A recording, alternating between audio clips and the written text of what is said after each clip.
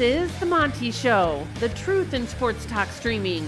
When you want unbiased opinions about your favorite team without the spin, all you have to do is find The Monty Show, streaming live and available 24 hours a day, 7 days a week on YouTube. And now, here's Monty. Hey, yo, man, it is The Monty Show. Hey, it's already Friday, dude. July 7th, 2023.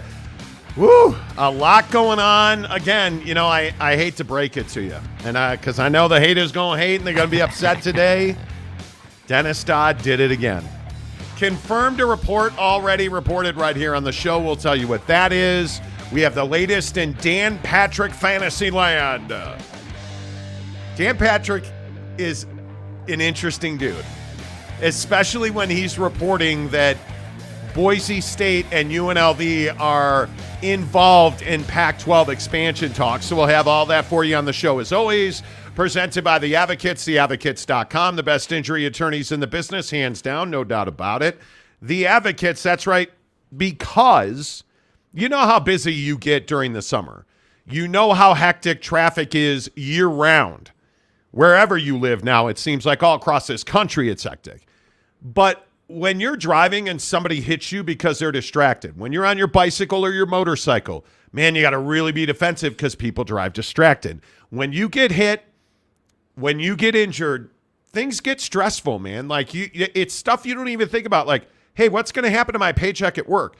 How am I going to afford all these medical bills? You shouldn't have to worry about that. Let the Advocates take all of that off your plate. Enjoy the peace of mind that comes with working with the experts at theadvocates.com, where you never reach into your pocket to pay the Advocates. You do not pay the Advocates unless and until they win your case. Chat with an attorney right now, live online at theadvocates.com. What's up, everybody, on a Friday?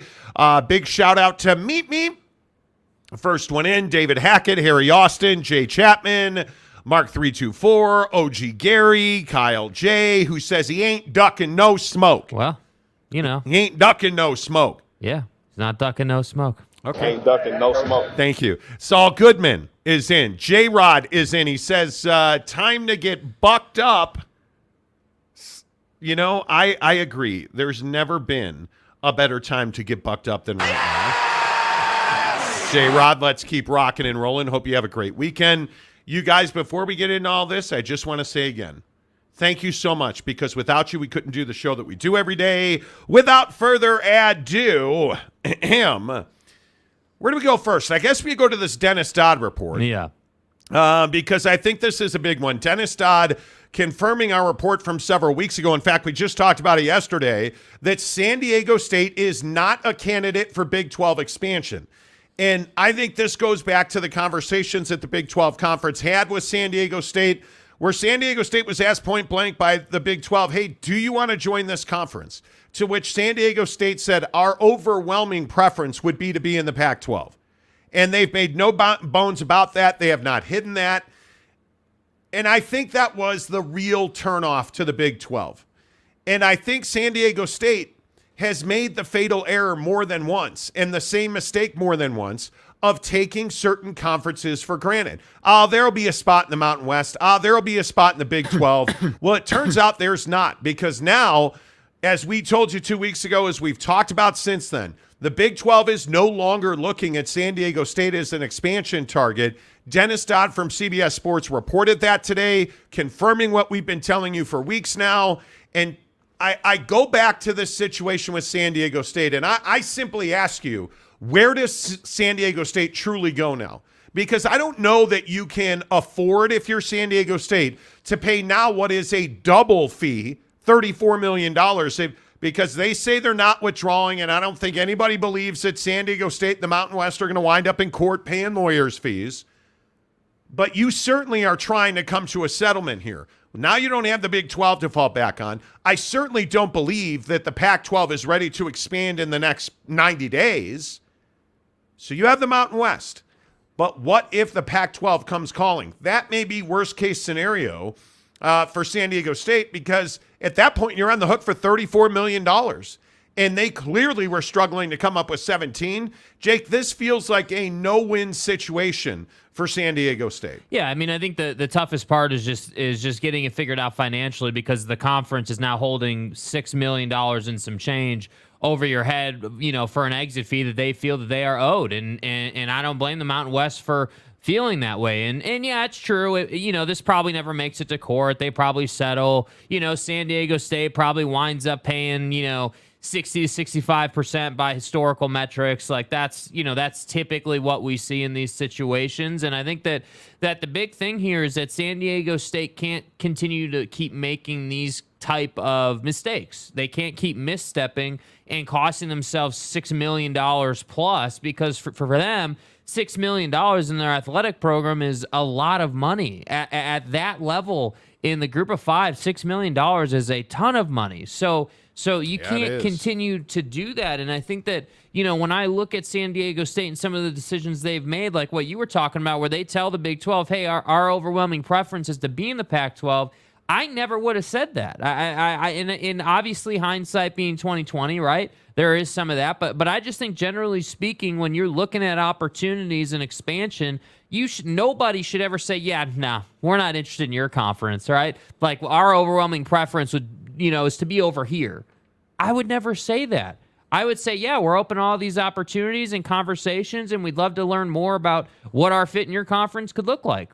Why would you not just simply say that? How hard is it? Yeah, I mean, it makes a lot of sense, and I think that's one of the things that San Diego State has struggled with, frankly, is common sense, because whether it's the letter writing fiasco, whether it is the response, whether it is the no, we really didn't mean it, like asking for essentially a loan from the Mountain West, a payment plan, a delay, like all of these tactical errors, I still maintain, if you go all the way back to the J.D. Wicker plant with Seth Davis and the Athletic, where he said, we're going somewhere, we don't know, is it the Pac-12 or the Big 12, we're going somewhere, I think that was a massive tactical mistake.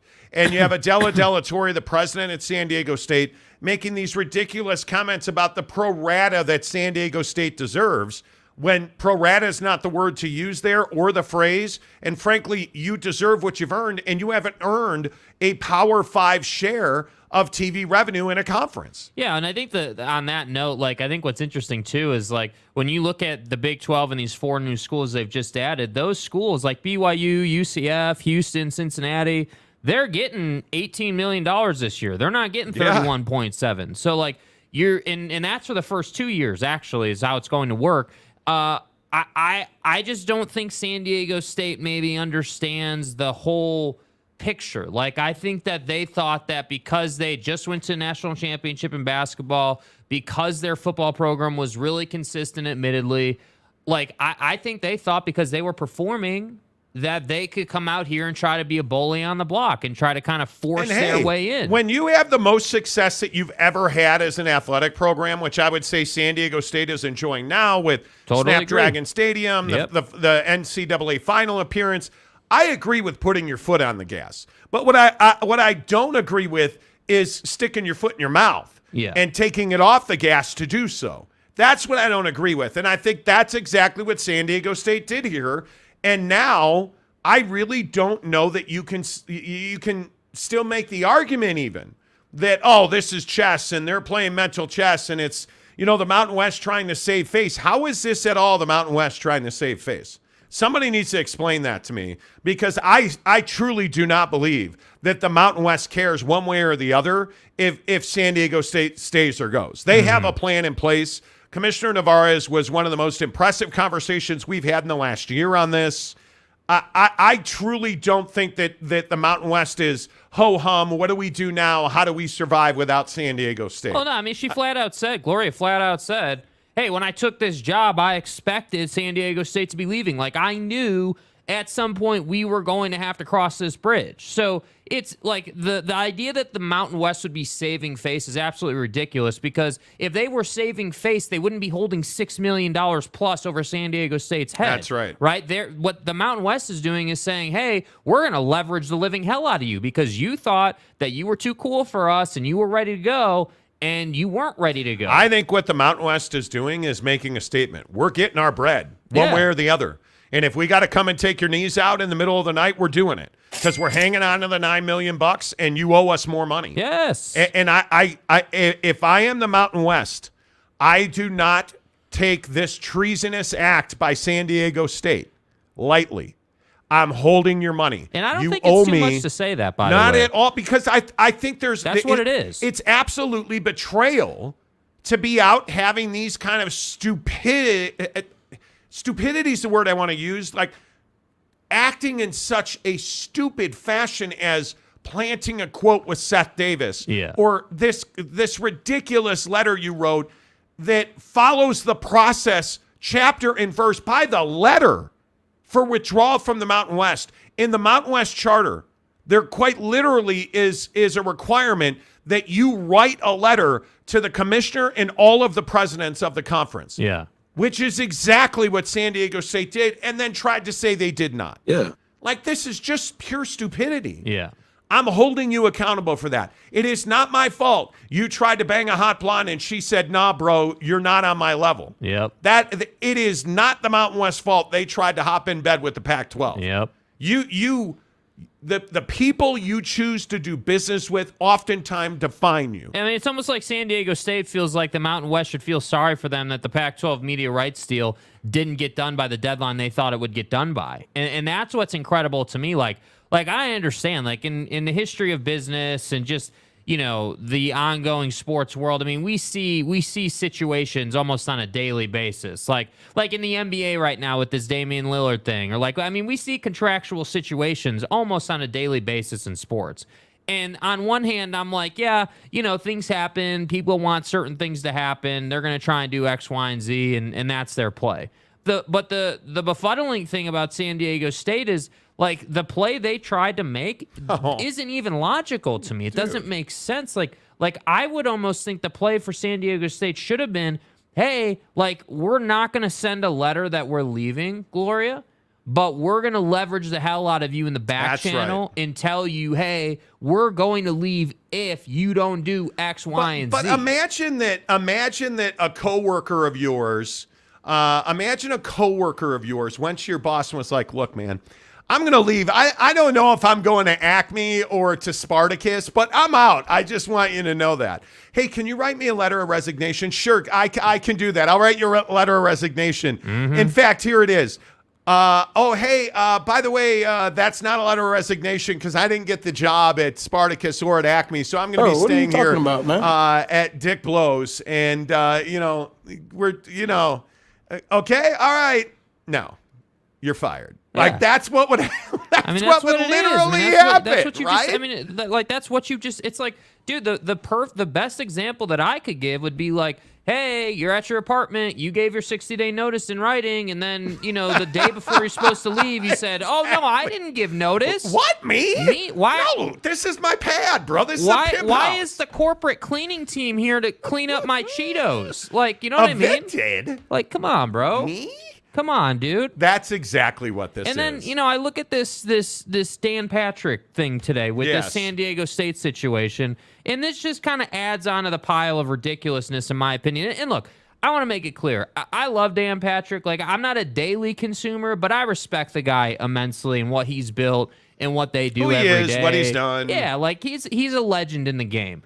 But to sit here and say that Boise State and UNLV are long shot possibilities, come on, bro. Like, it doesn't, like, you're telling me that the Pac-12, without even having a media rights deal, is now adding to the list of teams that they might add? Like, I just can't believe that's where the Pac-12 will be at mentally. Like, it doesn't make a lot of sense. And this is why when we talk college football and we talk about expansion and different teams moving here or there, I always caution you guys to think about logically, like, does this make sense? Does it make sense that the Pac-12 would be sitting here and adding to the ledger of teams that it might consider adding? Not teams that, not the cleared and vetted teams, just teams that it might add. Long shot possibilities, as Dan's Twitter account is espousing about here. I can't get down with that logic. Now, you want to say San Diego State and SMU, okay, cool. Everybody and their mom has reported San Diego State and SMU, and we had it first tier by a good wide margin. You can go find it. It's on the channel. But my point is that throwing Boise State and UNLV into the mix doesn't make sense for a variety of reasons, mostly market and geography. Boise State, while yes, they're in the Pac-12 footprint, Boise as a town just simply is not big enough. It is a town, not a city, not a major metro. That's the first problem right there with Boise State. Do they need to upgrade facilities? Absolutely. Love the blue turf. And they are. And they are, right? But what I'm saying is that upgrade your facilities, show us what you can do, right? And my biggest thing here is that the Pac-12 should not be trying to add the little guy. If you're going to look at Boise State, why not just merge with the Mountain West? Like, if you're going to look at expansion teams, you got to find P5s that are open to moving. And the problem with that is they're not going to find any P5s because it's a downgrade for any P5. I agree 100%. And Boise's one thing. UNLV, I just think UNLV is in this weird space where I don't believe that you have the credentials to join a Power 5 conference. And I know that UNLV fans are probably just as rabid as San Diego State fans. I mean, no disrespect, and I'll say the same thing about Fresno State. Even though Fresno State won the Mountain West Conference Championship last year, I don't view Fresno State as a place where you're like, oh, man, got to have that TV market. Got to have that reach. Boy, if we could just add Fresno State. How many people even know they won the Mountain West Conference last year? And that's my point. Like, it's just not one of those things. And Vegas is one of those markets where you look at the explosion of the Vegas Golden Knights. Mm-hmm. But they won essentially a national championship level tournament, right? You won the Stanley Cup. What has UNLV won anytime recently? And if you look at their facilities, if you look at their geographic location, San Diego State is far more premium for reach, ad dollars, all of that. Is Las Vegas a destination? Absolutely. But is it a mecca of college sports? No, and here's the problem. You're transient. You have a bunch of people that live in Henderson and Vegas and really all of Clark County that are not from there. You're not native. You're not passionate about UNLV. You don't have a massive alumni base. You don't draw big TV numbers. And matching you up with Oregon or Utah or Washington doesn't fix that. Yeah. Doesn't fix that.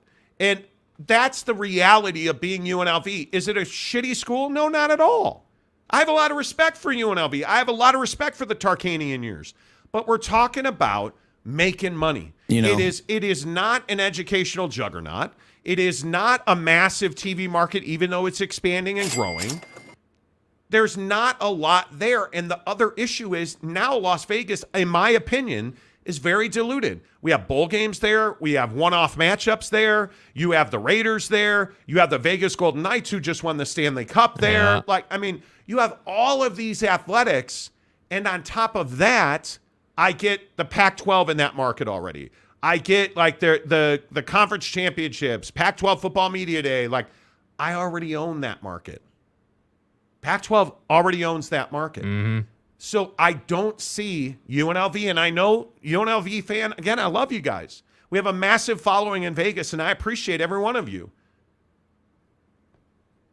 But I don't see the credentials. I don't see the value. Right, because I can argue for Boise. Boise, along with Utah, winning in the BCS, like, okay, that was cool. What have you done since? Okay, well, we've got the blue turf and we've got massive, infrastructure improvements coming. Okay, but like Jake said, you're not ever going to be a city. You're a town. Yeah, you're never going to have the reach that a P5 conference needs to add value. And if Boise had all of this attractiveness already, if they were a sexy ad, wouldn't they have been added already? Yeah. That's my feeling. I think they would have been added already. And by the way, isn't Boise the perfect fit for the Mountain West? To which I also say, should the Mountain West and the Pac-12 merge anyway? Yeah. I can only say that for the last 6 weeks. The Mountain West and the Pac-12 should merge. That's the right play for Kliavkoff and for Navarez. But I don't know that they'll do that because I think it pushes a lot of the Pac-12 management structure out, because the Mountain West is a far better administration than the Pac-12. Yeah. There's no question about that. The Mountain West has far better TV relationships and has burned almost no bridges. They have been humble. They have performed. They have made money. They have made money for sponsors. They have made money for TV. And I think it's important to point out why that is. I mean, when you're a Group of Five, conference, you have to be nails in your administration yes, you do. sector, because again, you're not making $31.7 million a year. You're not making $50 a year, $75 a year like these other P5 conferences are. So Why you can't wouldn't it afford. merge? Right. So for the Mountain West, it would be a huge upgrade. But again, I can't help but bring up this point. And again, I guess I'm the asshole, right? But again, the Pac-12 didn't want to merge with the Big 12. So you're telling me the Pac-12 is going to get on board with merging with the Mountain West because simply they're more in the footprint? Like, that's the kind of thing where I want to say to the Pac-12 and the presidents, because really, this is not a Kliavkoff problem. This is a president problem. Hey, you guys need to get off your high horse and understand, dude, you're more valuable when you're, what would that be, a 20 institution conference at that point or so? I think it is. Can't remember how many schools Mountain North West of 20, yeah. Yeah, like you'd be right around that 20 number, plus 20 or whatever it is. Like you would be in a much better spot. You would be you'd be more attractive to your TV partners. And the only question really would come down to, is the Pac-12 willing to set its pride aside and send Kliavkoff out to pasture and let Gloria run the conference? Yeah, I think that would be a very interesting question. And I think this again goes back to, doesn't that change the game for Gonzaga? Yeah. Doesn't that change the game for St. Mary's? Because now I think you are, if those two merge, I think you're in expansion mode. Gonzaga. Heavy expansion mode, because you're going to be worth more money. You want to bring ESPN and Fox back to the table? You merge with the Mountain West. You want a better deal than CBS Sports Network? You merge with the Pac-12. Yeah. Like, it makes sense for everybody. But I don't see that happening. I truly do not. I think the Pac-12 will fall apart before it would merge with the Mountain West. I agree. I believe agree. that. I just don't see that happening. I wonder if the Big 12 merger was proposed today, what presidents would say, because I think that answer would be very different. I think the Big 12 would be foolish to do that. I agree. Because they have no need now. But you can't tell me that the Mountain West doesn't have a value proposition for the merger, and certainly the Pac-12 has a value proposition for the merger. Why merge? If you're the Big 12, why merge? Why not just kill? Yeah. Why merge? Why lose or risk control when you can just poach? But again, I go back to George Kliavkoff. And one of the things that I just don't understand is, do you have vision? Back to the envelope calculations. If you're George Kliavkoff, and for that matter, if you are the Pac-12 presidents as a collective, Yeah. at least the 10 remaining, what is the vision of this conference in 5 years? Pac 10. And if we're being realistic, do you have a vision and a business plan to get you there? Because I don't believe they do. And I'm probably naive. I clearly don't, have the understanding of what's going on inside the offices of George Kliavkoff and others. But why should I sit here and believe that George has a business plan and a vision and everybody's on board to execute it? I just don't believe that. Yeah, you have no reason to. Truly, even during Bob Bowlesby's lowest moments at the Big 12, you always felt like he was scheming behind the scenes, always working, growing, like trying. Even when Oklahoma and Texas left, even when the expansion was announced, even when Brett Yormark less than a year ago now was named the new commissioner, you always felt like there was operating going on. Schemers trying to control their little worlds. And you always felt like the membership was always behind and pushing. Yes. You don't get that feeling when USC and UCLA leave. Okay, well, hey, they're gone. What about these 10 remaining? Well, when half of them are talking about the Big 12. Dude, I think, again, I know we've played the Jetfish thing like 1,000 times on the show, but that's why it was so impactful. Because, again, I know that everyone likes to say that Arizona is just a trash program, and I don't even disagree that they haven't exactly lit the world on fire the last 10 years. But, again, I think Arizona is uniquely positioned because of the basketball side, right, to go to the Big 12. But again, when you listen to Jed Fish answer questions the way he answers them here, it doesn't exactly instill a bunch of confidence that the conference is going to survive. Arizona's going to have a place to go. And that's what I tell our recruits. Be all right. That's what I tell our donors. That's what I tell our families of current personnel. We have a great brand. And we have a great basketball program, we have a great softball program, a great baseball program, and I believe we have the opportunity to have an incredible football program. Yeah. We're fine. Yeah. Where we play our road games, we'll wait and see for our president. But we are locked in and loaded for this season, and we're going to try to just be where our feet are, which is right now in the Pac-10. Pac-10. We're fine. We're trying to be where our feet are. Do you understand how damaging that's? You guys, that's Jed Fish, the head football coach at Arizona. Yeah. We're trying to be where our feet are.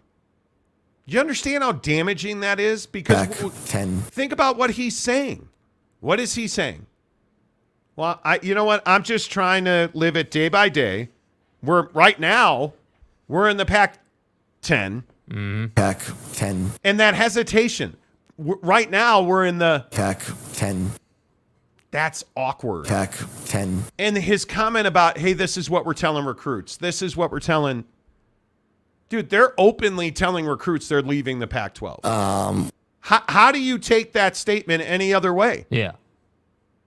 No, I agree completely. And that's I don't what I'm know. saying. Like, I think, again, when we're talking about mergers and conferences doing X, Y, and Z, it doesn't help your case when you have, because again, you can't blame Jed for saying things like this. That's the thing. Like, I can't blame, President Robbins. I can't blame Dave Hickey. I can't blame anybody in this conference that's not a president or a commissioner for doing their job to the best of their ability given what they're given. Because, again, if you say to Jed Fish or any other head coach of a football program or basketball program in this conference, hey, dude, yeah, we're not really sure. We may have a media deal, but maybe not. And so, yeah, you'll just go out and do your best. Well, great, but dude's still got to go do the job. So your pitch has to be, well, look, man, odds are the feeling in the room, right? Like the rumor is, the last thing I heard is there's a good chance we'll be in the Big 12. I mean, you can't tell me. I just wouldn't buy it that Jed Fish is not rolling the Big 12 out there. I mean, you have to, bro. I mean, he's either talking about going to the Big 12 or he's talking about getting the buckedup.com. Like, I'm not sure what the I mean, I don't know Jed Fish, but That was some of your best work right there. Buckedup.com, the official energy provider of the Monty Show. Buckedup.com. You guys will feel great today. Fridays, traditionally, we play a round of golf. Today, we did not do that. Instead, we went to the driving range. So I got up at 6 a.m. this morning, came into the office, got some work done, had a meeting, went to the driving range for 2 hours. Here we are at halfway through hour number one. Feel great. Not tired. All this energy. Not hungry because I had a Buck Bar. Not tired because I use the protein shake I had this morning, 2 scoops of bucked up protein. I put in their collagen peptides in there. Shake it up, drink it, boom, done. Not hungry. Like, you feel good. You feel better. Had a great night. Slept 7 hours and 17 minutes, according to my watch last night.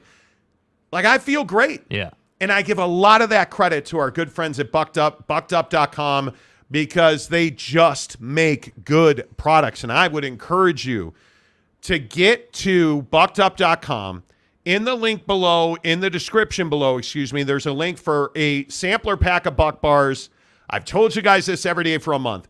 I hate protein bars until I found the Buck Bar. And not because they advertise on the show, which of course they do, but because they actually taste really good. And the funny thing is, a lot of people ask me, do you actually eat those things? Dude, here's a Buck Bar right here. Yeah, can I get these single up ISO real close shot? The Dream Bar, the Buck Bar Dream Bar, we have them right here. It's my favorite bar. I just go to the fact that it's got 8 grams of fat. It's only 210 calories.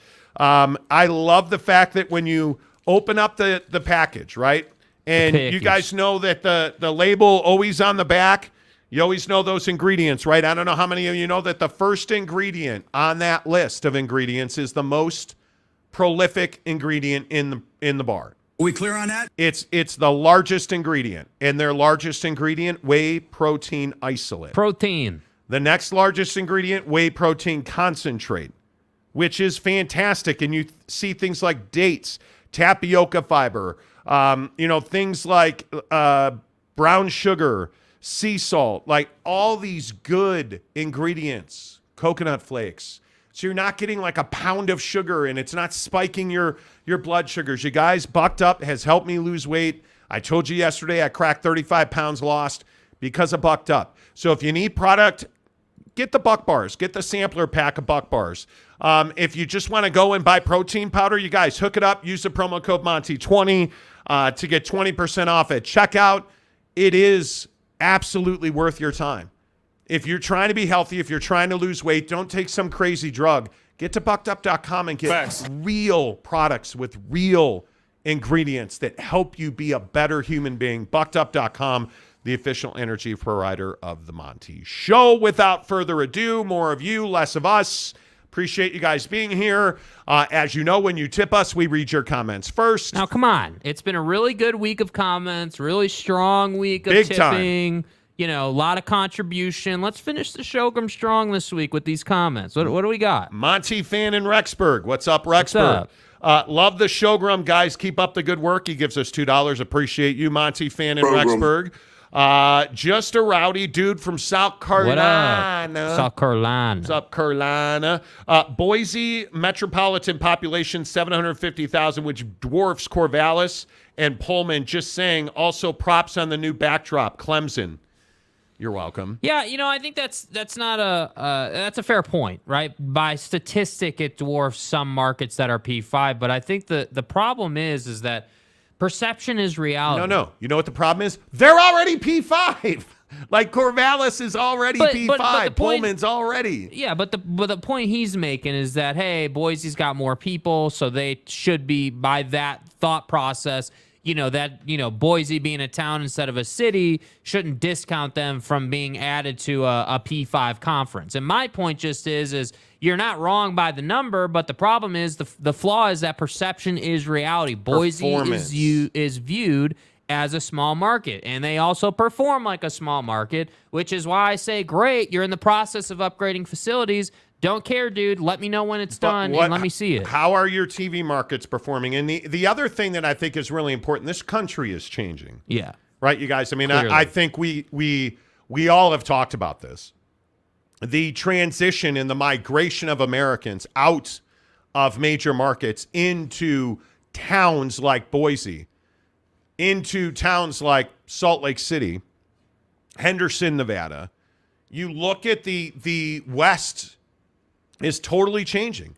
So you look at the way all this works and you say to yourself, is Boise really 750,000 strong worth of a TV market? And I would tell you it's not. Yeah.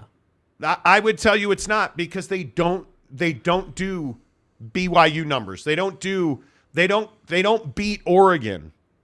They don't, you look at how many, again, they don't beat USC on a Friday night in Pullman. They don't. That's the issue. Boise's a great institution. It's a good athletic program. It's not a P5 level. It's Colorado State is the same argument, or like UNLV, Fresno State. You're not P5. And until mass expansion and change and realignment happens, which is not now, I don't believe that universities like Boise State are going to end up in a P5 conference. Yeah. I don't think you're wrong, Rowdy. I really don't. I think you make a very valid point. But I don't believe that Boise's a P5. I haven't seen the performance, whether it's athletic or branding-wise, money-wise, revenue generation, TV audiences. I don't see it. Stephen Smith, my guy, what's up? Gives us $20 to say, having the new 4 schools in the Big 12, doing a celebration countdown to being members of the Big 12 makes me feel hopeful for the future. Even BYU bought an ad in New York City. I would agree with that. Yeah. And But BYU operates on a completely different level. Yeah. I mean, let's be honest. Their media department, it's a lifestyle, not a strategy. Yes, exactly right. It's just the way they do business. But if you look at Cincinnati, Cincinnati is a very interesting conversation. We've battled on this show about Cincinnati. Yeah. Cincinnati's not far from the Boise UNLV Fresno State conversation. On to Cincinnati. Especially without Luke Fickell. Yeah. Is Cincinnati a football brand? Oh, you got to show you can win without Luke Fickell. I mean, that's is Cincinnati a basketball brand? I can't say that they are, and I think it's very difficult. It's very difficult. Yeah. J.K. Marshall, UTEP should gather its pro rata P5 status soon. Exactly. Exactly right. Just a rowdy dude says Boise State is 3-0 in Fiesta Bowl all since 2004. Dude, I don't disagree with you that they've had moments. But I also think it's really important to point out on-field performance is not a metric that is high on the list. Yeah. And again, I get it. They've had moments. But if we're going to talk about performance, that's not been the same program since Chris Peterson left. He arrived and the game changed in Boise. Yeah. He left, and the game changed in Boise. Clearly. Right? So, again, I'm not arguing that Boise doesn't win games. I'm not arguing that Boise doesn't go to Fiesta Bowls and have engagements on the field and all of those great moments. But I think if you ask Brett Yormark or George Kliavkoff, hey, what's the criteria for expansion? I don't believe any of the top three answers would be, well, how have they done on the field? Yeah. I just don't believe that. I think when you look at I think reach should be number one. Does Boise State bring the Pac-12 more reach than X team? No. This is my argument about SMU. Talk about this all the time. Pisses off people in Dallas. Sorry to hear that. SMU is not a P5 program. Yeah. SMU should... The one who gets left out of this is Tulane. I'm telling you, as sure as I am sitting here, I have never been more confident that Tulane is the right ad for the Pac-12. Can you do something for me? You look at, well, hey, they beat USC. Okay, cool. I don't care. Look at their academics. Find me a better academic fit in the G5 than Tulane. Well, that's undisputed. It's not going to happen. Yeah. They bring you more reach. They bring you a new marketplace. They are the right fit. SMU doesn't deliver Texas, and they don't, or Dallas, and they certainly don't deliver Texas. Yeah. SMU, I would guess, we've heard it 1,000 times from the people we talk to, SMU is probably going to get an invite at some point. Okay, cool. That's great. They're not going to move the needle. I still maintain, though, that it's asinine to be talking about what schools you want to add before you even have a grant of rights signed, sealed, and delivered. I mean, that to me is incredible because, again, if you're in a situation where Oregon and Washington bounce, let's say, or let's say you lose two schools, whoever the hell it is. Bro, then we're having a totally different conversation. Right? Then you're having a different conversation, and all of a sudden SMU and San Diego State move up the ladder like 5 spots. Yeah. Yep, I agree. Please hit the like button as you watch the program. It really helps the channel grow. We are rapidly approaching 20,000 subs as my voice cracks in a prepubescent manner. I would ask you, please hit the subscribe button if you are not a subscriber. We are trying to get to 20,000. Please. And, oh, by the way, you might want to click the bell because next Wednesday and Thursday on this show is going to be epic. We will be live at Big 12 Football Media Days in Dallas.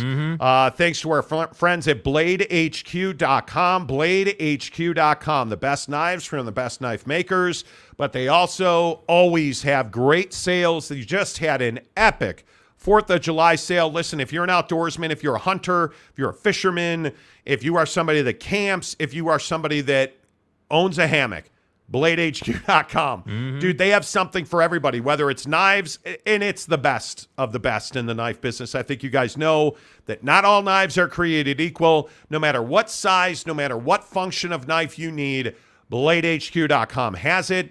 Outdoor gear, clothing, you name it, they've got it. Batons, personal protection, BladeHQ.com. And you know what I love about the guys at BladeHQ.com? They are a small, local business. And I appreciate Mark and his entire crew at BladeHQ.com because we've spoken to them. We know them. They're a small company that grinds every single day for every customer, just like every one of us trying to put food on the table. That's what BladeHQ.com is all about. So go check them out. If you need a blade, great. Make a purchase, please, though. In any way you interact with Blade HQ at BladeHQ.com, Facebook, Instagram, you name it. Make sure you tell them you heard about it on the Monty Show. BladeHQ.com presents our coverage of Big 12 football media days in Dallas, or excuse me, sir. Yeah. In Tarrant County, Texas. By the way. Yes. We've also got a reservation at Bob's Steak and Shops in Plano. I am looking forward to that. I can't remember who told us to do that, but buddy, we're going. We're going. We will be posting and pictures. We appreciate that, and that you guys have tipped us and contributed to that. Thank you. We appreciate that. Thank you. By the way, I've gotten a ton of DMs on the wall. We are working on a couple of tweaks. How many times are you assholes going to put Norman up there? Huh? Okay, that's enough. Stop, please. Can't put Poughkeepsie, but god damn, you got Norman on the wall like 11 times. Yeah, that's right. Well, that's right. It turns out that's not Oklahoma. Norman is Jake's new friend. Well, yeah, good old Normster, the Norminator. He's imaginary. They hang out in the dark. Yeah. Anyway. Rowdy says, oh, I read that one already. Appreciate that, Rowdy. See, I always make sure we get to the contributions first. Bryce Martin, I get why y'all say about reaching academics, but what happens when Tulane gets smashed weekly and no one cares to watch their games? Well, I think that's the question of the teams joining the Big 12, right? But, outside of BYU. But we're all professionals, right? Your job is to get smashed a little bit less every single week. Yeah. And every single year. And I'd look no further than the Utah Utes, who got smashed on a regular basis to the point where Kyle Whittingham was on the verge of losing his job. And now he's one of the top 10 coaches in the entire country because he recruited. The Pac-12 allowed him to go to Texas, allowed him to go to Florida, allowed him to go get linemen off the East Coast. That's what you would hope. That's what you would, I guess. Does anybody expect UCF, Cincinnati, BYU, or Houston to win the conference championship this year? No. But is there anybody who thinks any four of those schools is going to lay down and stop recruiting because you got your ass whooped? No. That's the business of college football. Yeah. Same in basketball, same in football, baseball, hockey, softball. And again, I would just point to the fact, you look at what Utah did athletically this year. Come on, man. That's one of the greatest athletic seasons in the history of the Pac-12 conference. And Utah took place this year. Yeah. Because you look at their women's sports, you look at their things like their ski team, softball, gymnastics, women's basketball, track and field, football, dominating, absolutely dominating. So, again, Bryce, I don't think you're wrong. Nobody said it was easy to win. Yeah. No, it's not. And it's not easy. Chaboy, Deion Sanders is going to find this out the hard way. All hat. Some cattle or none or stuff and stuff. A couple of steers. Okay. The problem in Colorado is he's essentially a G5 roster right now. I'm telling you, he's winning 3 games. You don't say that. Coach Prime, look, he almost lopped off his foot. That's worth 5 games, isn't it? I can get you a foot. I can get you a foot. It's 5 games. Used to be I could get you a toe, but now I got to get you a foot. Dude, if they win 6 games, I'm serious. I mean, tattoo the guy's Johnson on your leg. Like I don't know what the accomplishment of winning 5 games this year in Colorado. Jeez, are you kidding me? That would be amazing. James gives us $5 to say, when at AT&T Stadium, don't forget to remind everyone the last college game there was Tulane in their Cotton Bowl win. Check out Tipsy Oak in Arlington. Excuse me, it's not Arlington, it's Tarrant County. Thank you. As we are reminded all the time. Apparently, I'm getting a couple of DMs about some memberships that were gifted, allegedly. Oh, okay. Apparently. Okay, MFers. Okay. Apparently. Let's look at the activity. Aaron Wilson. Let's go, Aaron. Finish the week strong here on the program. Lubbock is down left. He said, who left Lubbock off the new show rep? It's not in the shot. And whoever came up with that shit need to be fired. I apologize for that. He gave us 4 membership, or 1 member. God dang. Donnie? He gave us 1 membership today. Thank you, Maury Alvarez, who's been a member for 6 months. Aaron's been a member for 3 months. Appreciate you. I don't see those when you hit your monthly anniversary on the show, and because hit the join button, join the membership. It's as little as $1.99 a month. Gives you access to your comments, get every one of your comments. Like we read member comments before non-members, all that good stuff. $9.99 a month gets you into our exclusive Instagram members only group. But when you hit 6 months, like Maury freaking Alvarez, the great Floridian on the show, has been a member for 6 months. Mm-hmm. My guy, thank you for supporting the show, Maury. Like Maury came by the Maverick Center studios and said hello, and we met his family, and it was amazing. Unfortunately, he was here for family business, couldn't hang around, but Maury, dude, guys like you are what make this show possible. So we really appreciate that. Aaron Wilson, you've only been a member for 3 months, and Lubbock's in the bottom corner. I mean, it is who you are, dude. Yeah, Let's dude. just, pew, pew. Let's just be honest about it. I just wanted to pew, pew. Mommy, I have to pew, pew. Well, that probably came out wrong. That probably came out wrong. Mommy, please take me home. Yes, in fact, I'm pretty sure it came out wrong. Cowboy Country gives us $5. Say, I went to 2 SMU games last year. The fans said more people would come if their schedule was better. P.S. Please bring Cougar Tails from BYU next week. so true. Cougar Tail donuts are exquisite. Bomb. Rowdy from Carolina. Carolina. All-time best FPS winning percentages. Guys. Hey, guys. Ohio State's one. Bama's number 2 because Nick Saban's a better man than you are. Bo Nick Saban is a better man than you are.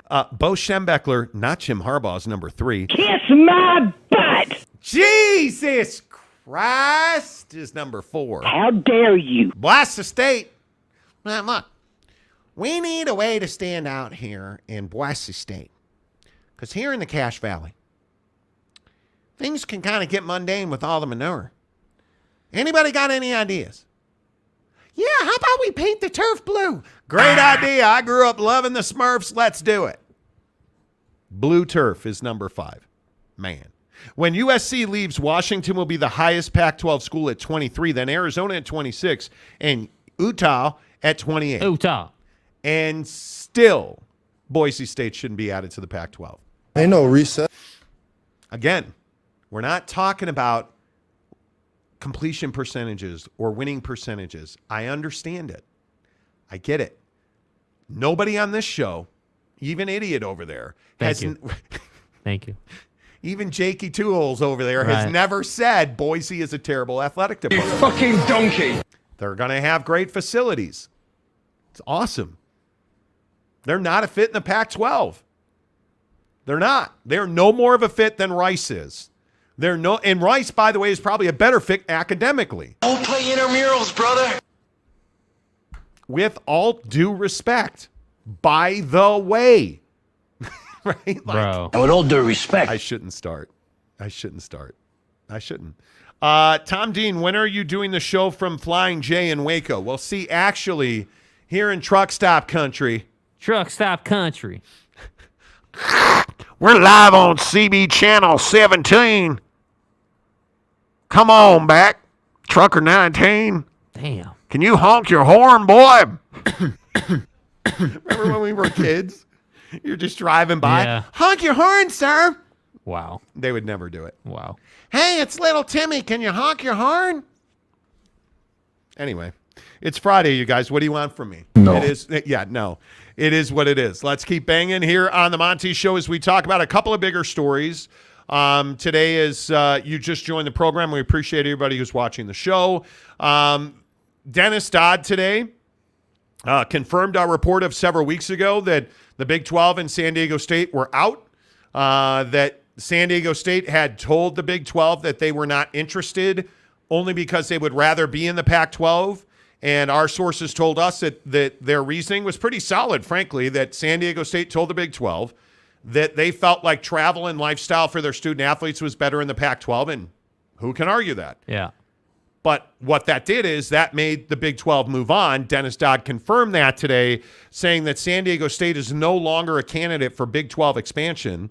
My opinion, based on people I've spoken to, Gonzaga, I think is absolutely a candidate. I think UConn is trying to find a way to build a football stadium on campus. Yep. I would expect to start hearing news on that. I think UConn, there's a belief out there that any Pac-12 team, I don't buy that. I do not buy that. I do not think the Big 12 is interested in Washington State.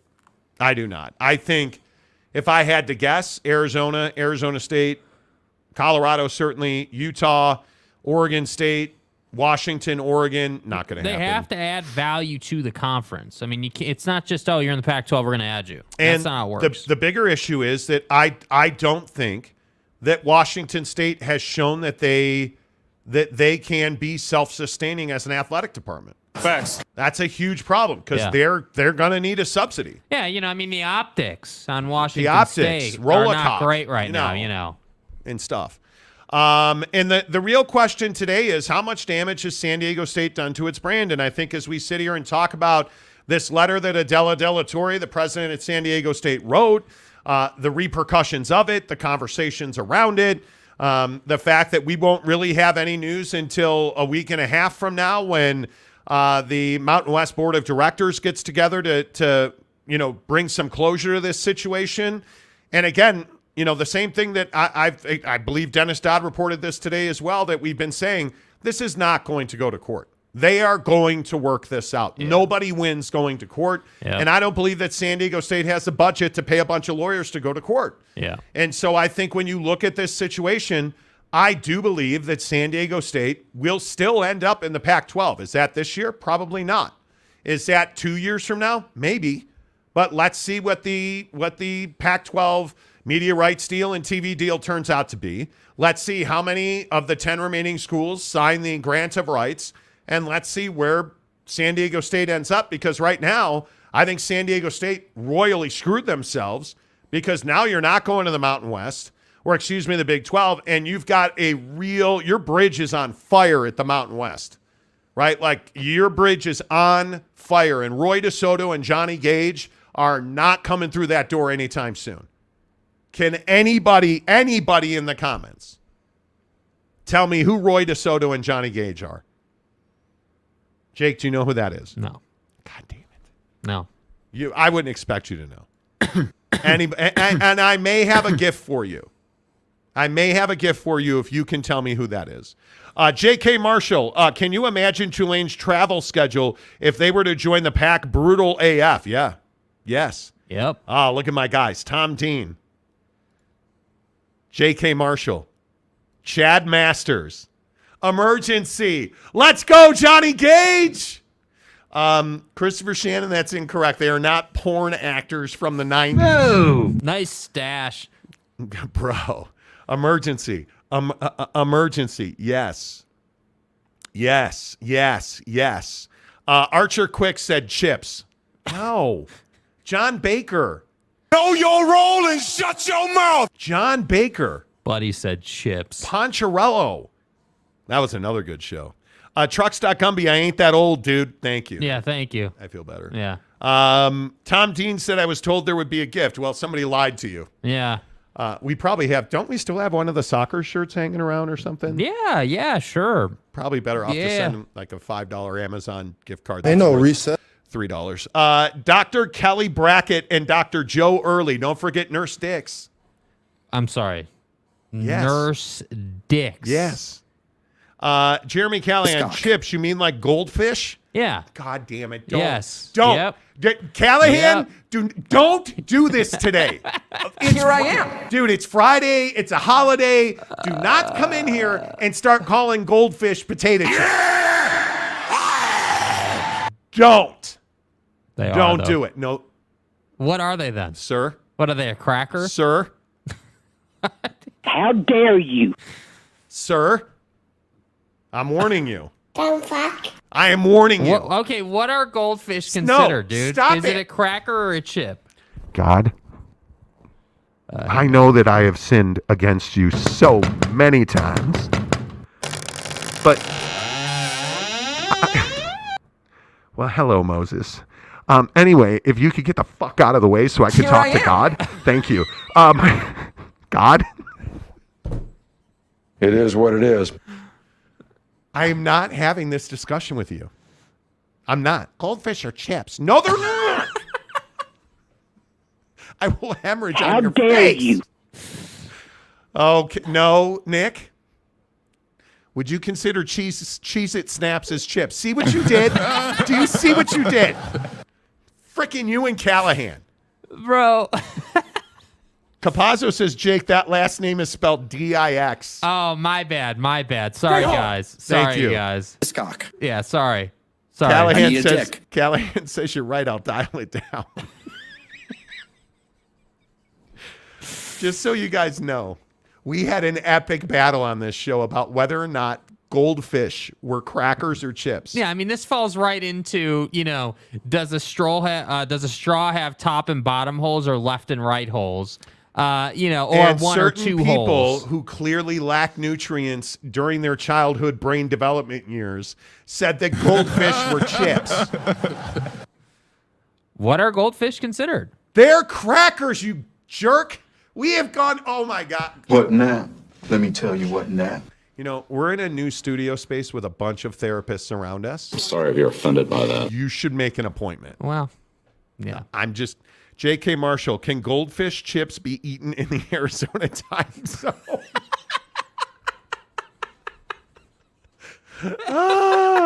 Dorito barbecue is the best chip ever. Okay. Mark, the Brits have chips, but they're different. They're French fries. Yeah, they are. I believe it says cracker on the package. Thank you. Package. Thank you. Package. No, Tom, we're not talking pee in a bottle. Delaric says goldfish and Cheez-Its are a form of a cracker. Thank you. Thank you. I appreciate it. Just a rowdy dude from down south says, I missed a super chat. Oh, there it is right there.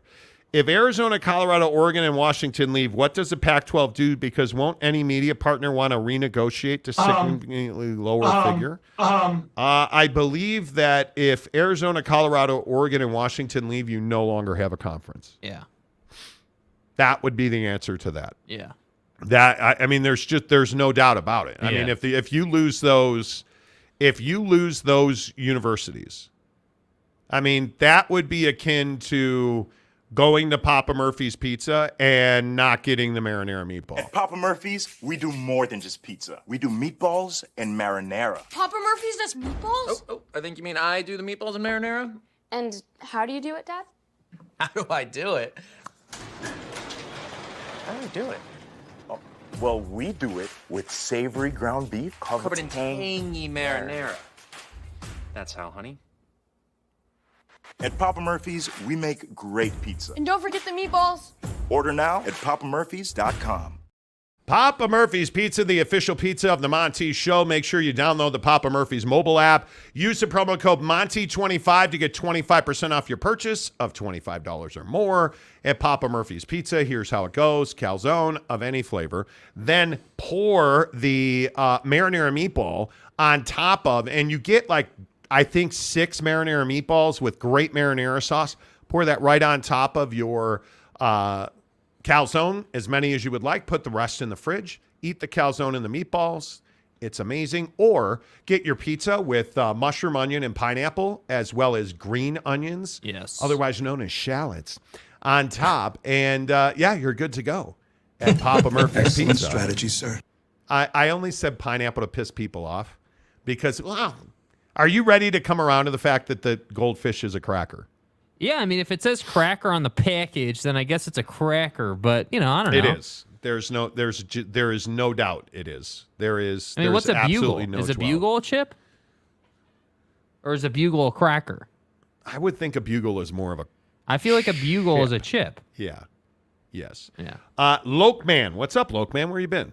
Gives us $5. Say Big 12 has settled on 2 Pac-12 schools, and that's it. Tremors from ACC are getting too strong. But see, we've talked about this ad nauseum on the show. We really, really have. Yeah. And I think when you look at the ACC, you know what my biggest concern about the ACC splitting up is? They can't agree on anything. And that's how I look at it. How are you going to get them to agree to break up? Because there's a lot of schools in the ACC that are quite comfortable being there. Would they all like to make more money? Well, yeah, your mom wants to make more money. Everybody does. But to actually get somebody to move, and I think this is what's so interesting about the Robins, the Randalls, the Schultzes, or the Carol Folt at USC, or name the president who's talked about this. Buddy at Colorado. Right? Name the president and the Rick George, the athletic director. Like, name the guy who's talked about this. Yeah. Find me the one who's like, hey, we don't want to make more money. They all want to make more money. What are you willing to do to get there? Yeah. That's the hard part. Like, we all talk all this nonsense. If Arizona does not vacate their spot in the Pac-12, you're just being a dick now. Right? Like, because you have your football coach, your president, your athletic director, like, making statements, that essentially say, hey, we're ready to move on if we have to. Pac-10 is great, but, man, if it's not the Pac-10, we'll be somewhere. What are you, San Diego State? Seriously. You've got, all of these guys, like President Robbins at Arizona. I know the Big 12's numbers. I just need to hear what the Pac-12 number is. Then I can make a decision. I want it. Right? And like some affinities. I want it. Right? Like Michael Crow. There have been no discussions with the Big 12 Conference on moving. I mean, there's been discussions between everyone everywhere, but hey, see, what? No, man. This is one of my favorite ones, bro. bro. What I have meant to, Did you have sex with that woman? But see, how do you define sex? What, you know what I mean? Like, it was like it's a cigar, man. That ain't, That's what. Well, I mean, we haven't talked to the Big 12 about moving. I mean, we've had conversations with everybody. You out of your goddamn mind. Shit, like, come on, man. Yeah, you have. And then you have your athletic director being like, hey, bro, we never talked to anybody. We love the Pac-12. We're never leaving. Like, if Arizona and Colorado don't leave, they're a bunch of frauds. Yeah. That's really what it comes down to. When you talk that much trash and then you don't take action, dude, all hat, no cattle. Yep. Again, my favorite saying. San Diego State. Whale's vagina, dude. Because you couldn't do anything. Nope. All that smoke about, we're going somewhere. Way at the Pac-12 or the Big 12. Turns out it wasn't the Big 12. And now you're not going to the Pac-12 either right now today anyway. Yeah, please respect my privacy. So we can sit here and we can talk about, who leaves and who goes and who stays. And everybody wants to make more money, but who's got the balls to go and do it? The cojones. Who's going to be and I think it will be a group of universities that will leave the Pac-12. I think it'll be either 2 or 4 or whatever it winds up being. But who's got the balls to push the panic button? I don't give a baker's fuck. Right. What's that show, the America's Got Talent, where they hit the button and the chair turns around? And yeah. Who's going to hit the button? Yeah. Who's it going to be? Probably Ryan Seacrest. Anyway. I actually think that's The Voice, not America's Got Talent. Same thing. And actually, it's AGT, not America's Got Talent. Thank you so much, though. Thank you. Okay. Let's see. Tom Dean, when I get a calzone from Papa Murphy, should I let the steam out of it with 1 or hole or 2? Left or right? Bro, these are all pertinent questions. Jakey Two Holes is the calzone expert. Yeah, I mean, pop that thing in the air fryer, and then... The calzone, he means. Yeah, the calzone. Thank you for the clarity. I mean, it's a family program, so I, of course, would never make any sexual references on this program. But yeah, pop that thing in the air fryer. Yeah, and then when you take it out, do what you do. Tom Walshin says, all toast, no butter. Still one of Jake's greatest lines ever. To Gloria Navarez. Butter for the toast, bro. To Gloria Navarez. Hey, man, you think San Diego, hey, Gloria, hey, Glor Bear, you think San Diego State? That didn't happen. Look here, man. Like, we asked her, hey, do you think San Diego State's got enough butter for all the toast? It was like one of the first questions, too. Oh, my God. Seriously. Derek Roche, all bottle, no piss. Could be.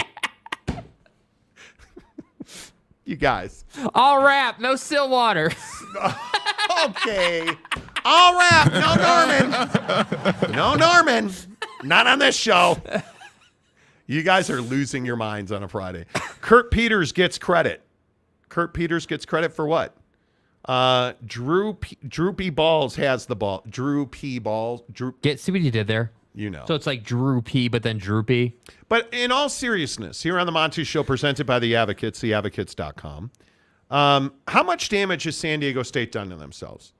Because I think, again, with us reporting and now today, Dennis Dodd confirming our report, thank you very much, that San Diego State is not a candidate for Big 12 expansion. I mean, we can spin this any way you want to. Damage was done to San Diego State. Shame. It's embarrassing? Absolutely. It's humiliating? Absolutely. Did it expose Adela Della Torre as being in over her head as the president of a major university? I think it probably did. How much damage has been done? I think it is significant. And the sad thing is, you want to talk about damage to a brand? The Pac-12, I think, has no choice but to invite San Diego State. No, I guess not. You want to talk about damage to a brand? I don't believe that the Big 12 would add San Diego State if they could or wanted to. Yeah, I don't think it makes a lot of sense anymore. No. And I think the Pac-12 is in this position where they are so desperate that they would have no choice but to add San Diego State. Because, again, if you don't have San Diego State, we could talk about SMU, Boise State, Fresno State, UNLV, your mom, whatever. Add anybody you want. If you don't have Southern California, that conference is dead. Yeah. It's dead. You're losing a large portion of your footprint a year from now. Like, you're losing a huge part of that. And I think San Diego State has done tremendous damage to their brand. I think they have further damaged the Pac-12. I don't think the Mountain West is any worse for wear at all through this situation, because I think they are going to collect that $17 million from San Diego State. And I think San Diego State is going to have to pay them $17 million more to get out. Yeah.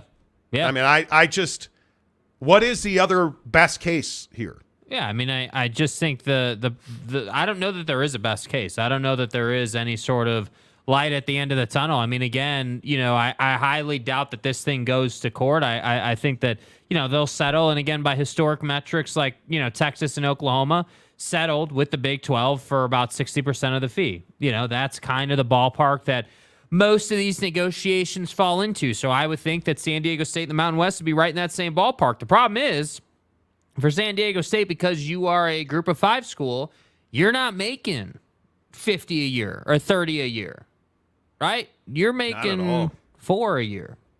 Like, do we all remember that? $4 million a year. So the idea that your exit fee is $17 million and then doubles to $34 million, right? Like, that's the problem. So when the Mountain West is holding $6.6 million that you were supposed to get because you said you were leaving the conference in writing with all the presidents copied on it, yeah, I don't think there is light at the end of the tunnel. I think you're going to put your tail between your legs, you're going to run back into the Mountain West, and then you're going to have to figure out how exactly you're going to leverage George Kliavkoff and the Pac-12 to make it right. Because ultimately, isn't that why they're in this position? Because they decided to go with George instead of go with Brett. And once again, I'm not feeling sorry for you, because how much info, how much, evidence of not being good at business do you need? Malfeasance. Like, how much do you need to see to understand that George Kliavkoff and the Pac-12 are just not run well? I don't care how good of a geographic fit you are. They aren't run well. So when you have Brett Yormark in the Midwest, in the Big 12, talking about how he wants to add a 4th time zone, wouldn't it be smart to uniquely position yourself as a California school that Brett Yormark has access to, wouldn't it be smart to say, yeah, I know that Oregon State is the more attractive offer because they're already a P5 and Reeser just got upgraded and everything's kosher up there. But hey, down here, hey, we just did Snapdragon. We've got a beautiful campus. And also, we're valuable. By the way, are you really telling me if San Diego State joined the Big 12 that you wouldn't have a scheduling alliance with SC and UCLA? I mean, you would have to. Just to play your early season non-cons or special games or travel, impact on your student athlete. I mean, it would just make all the sense in the world, which is exactly why it won't happen. Yep. And it's just, and that's why I go back to this. But that's why I go back to this ACC thing. I don't believe the ACC is coming apart, at least not now. I don't know how you get all of those administrators on the same page, or half the conference on the same page, because Florida State right now seems to be this disgruntled child, loudmouth of an institution, who's talking about everything they've done for the conference and how very San Diego State of you. Yeah. Right? I just don't see how that happens. That they get half the conference on the same page to break that grant of rights. Yeah. And even if you do, are you telling me that everybody in the ACC is going to go in one place? Absolutely not. But ask yourself, you made the case that USC and UCLA going to the Big Ten was terrible for the health and well-being of Pac-12 athletes. So you're going to add ACC schools and then somehow have to spin out that you were wrong? Back to the envelope calculations. Because let's be real, Home Slice. If Pennsylvania is bad for USC, what on earth is Raleigh? What is... Seriously. Anybody in Florida? Clemson? Virginia Tech? Like, think about who we're talking about. Atlanta? You think that's not bad for your student athletes? Like, this is a no-win situation that the Pac-12 has talked themselves into. Yes. And and by the way, these are all fairy dusts. It's not real. Yeah. I don't believe the ACC is disintegrating before our eyes. Yeah. A year from now, sure. Bro, Boston College, dude. You're talking about going to Boston from LA. Yeah, the trips in the ACC are not fun. They're if you are Stanford, Cal, Oregon, Washington, Utah, Arizona State, think about that trip. Think about that. Yeah. Whereas if you would merge with the Mountain West and have a scheduling alliance with the Big 12, and San Diego State makes a scheduling alliance for a yearly game that rotates between SC and UCLA, it makes all the sense in the world. It's good for the student athlete, which is probably why it won't happen. Yep. If we're being totally honest. But to answer the question, I think San Diego State has done immense damage to its brand. And I actually don't believe the Pac-12 deserves any credit for this part of the wreckage. I think San Diego State did this to themselves. It is self-imposed, yeah. But it just begs the question, why did they choose to do it? That's where I think, and again, it's all conjecture. I don't know that we'll ever know what they were told or what, caused them, what the catalyst was for them doing what they did. There's going to be a 30 for 30 on this. Yeah. There has to be, right? When J.D. Wicker gets fired and Adela De La Torre resigns, there's going to be some interviews done. Yeah. There's going to be some. Yeah. You can't tell me that the details of this never come out.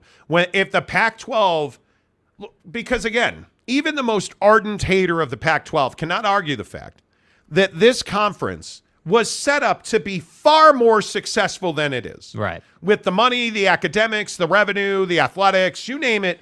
The Pac-12, when it expanded last, had everything you needed to be the Power 5 conference. Yeah.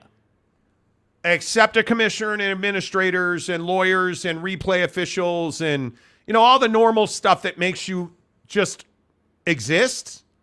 You never had it in the Pac-12. Right. If this conference fails, it is one of the shocking failures in the history of American business. And I didn't say sports. in the history of American industry, a Pac-12 failure would be enormous.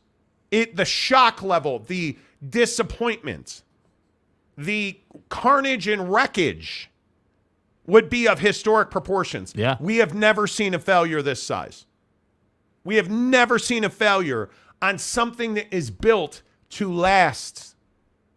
I mean, it's unbelievable. You can't even fathom that if I said to you 10 years ago, hey, the Pac-12 is going to be in the middle of an existential crisis, fighting for their lives, you would have laughed me out of the room. They would have locked my ass up.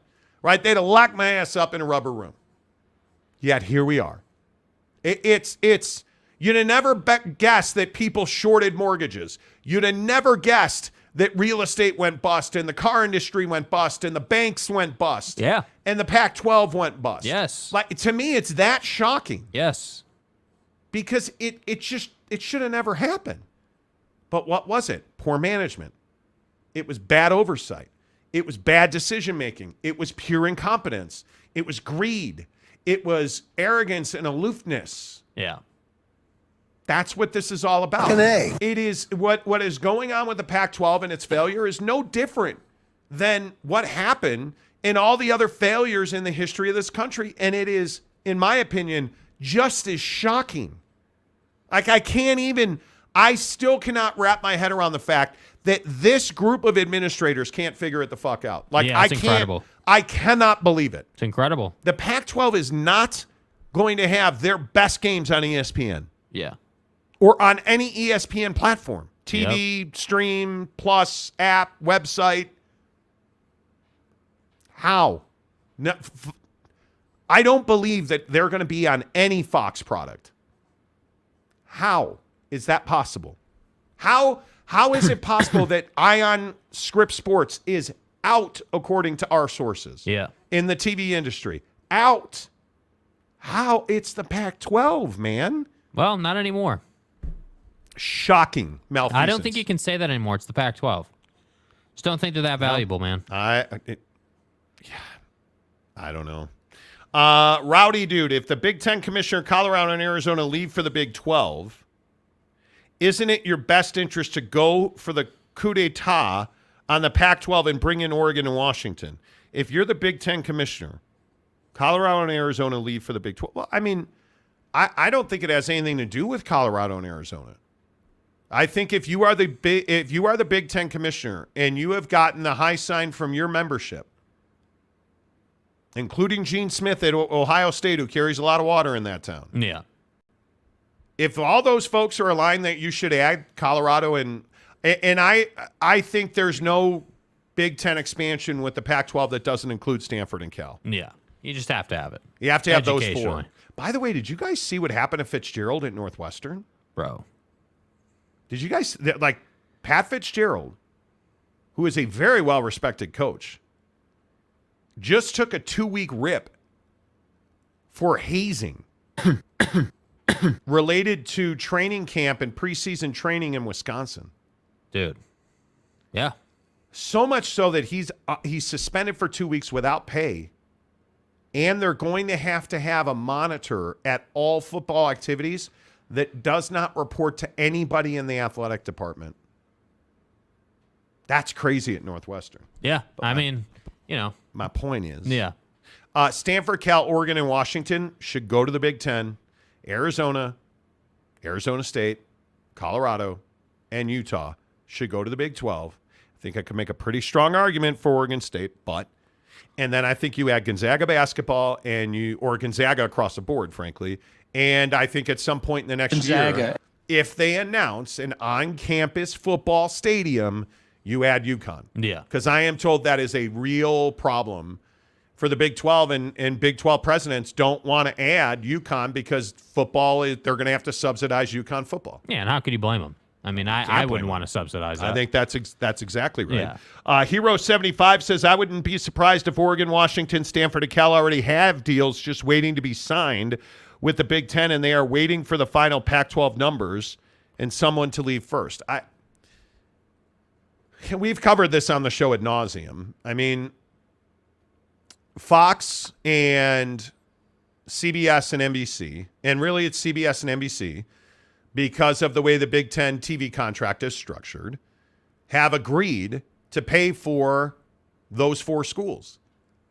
But the Big Ten has made it pretty clear at the time, they didn't have a commissioner, but that they don't want to be seen as raiders of the Pac-12. Right.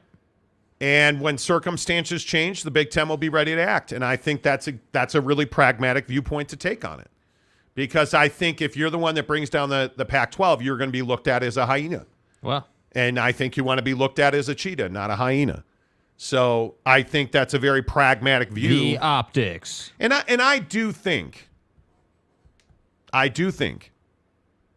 the Big Ten, Petitti's a really good dude. Yep.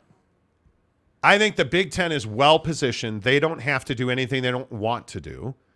I think the Big 12, and I'm probably alone in this, I get it, but I think the Big 12 has some business they have to do. Like what? They have to add Gonzaga and UConn.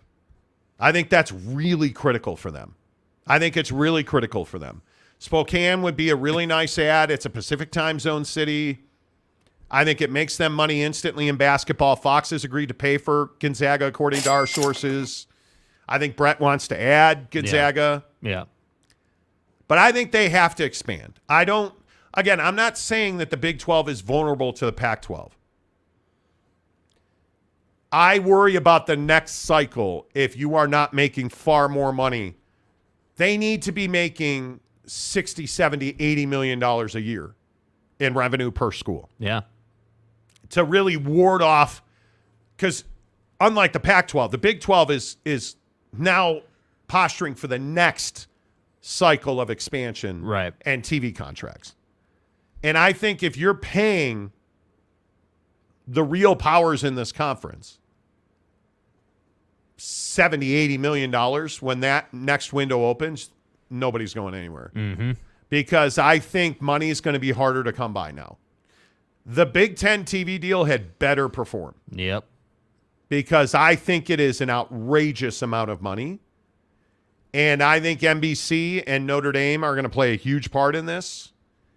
I just think there's a lot of business to be done. Yeah, I mean, I think you always want to secure your future, no doubt. And I think that Brett has said he wants to be in the Pacific time zone. But again, I don't think that means that it's just anybody's old institution. I think it's Pacific time zone plus a great basketball program at a minimum and a football program that can at least compete in the Big 12. Yep, I agree. And I think it's huge. And I think when you think about a lot of money, you got to think about TryDayTrading.com/Monty.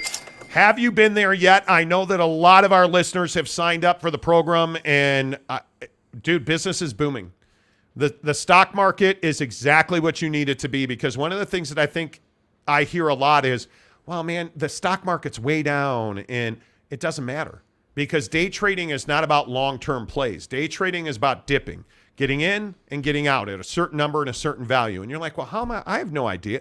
That's what Tri-Day Trading is all about. Tri-Day Trading is going to build you into a prolific day trader. They're going to teach you the process, the system, the algorithm. They're going to give you high-level coaching. They are going to show you how to become one of the most productive day traders in the country, because that's what TryDayTrading.com produces.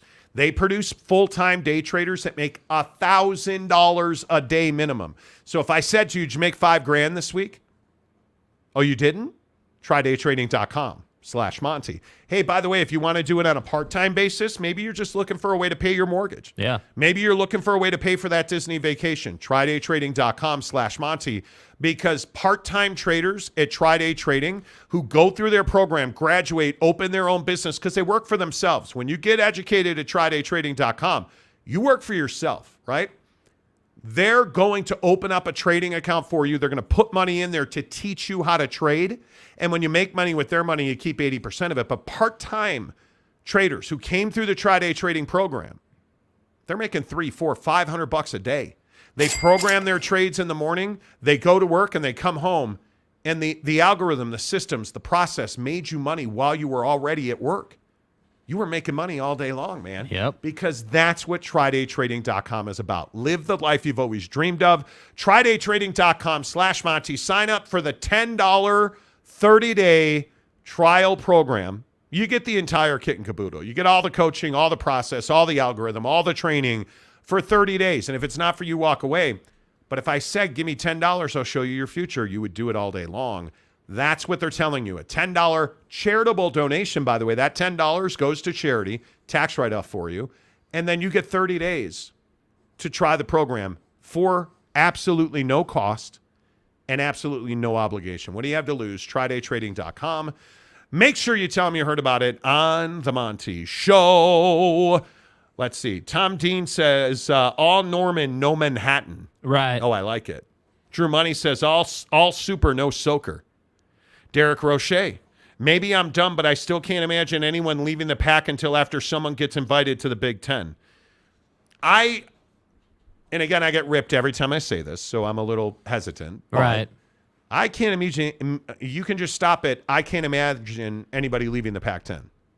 You just stop right there, because I am still in the camp of believers that I don't think there's a single president in this conference that wants to leave the conference.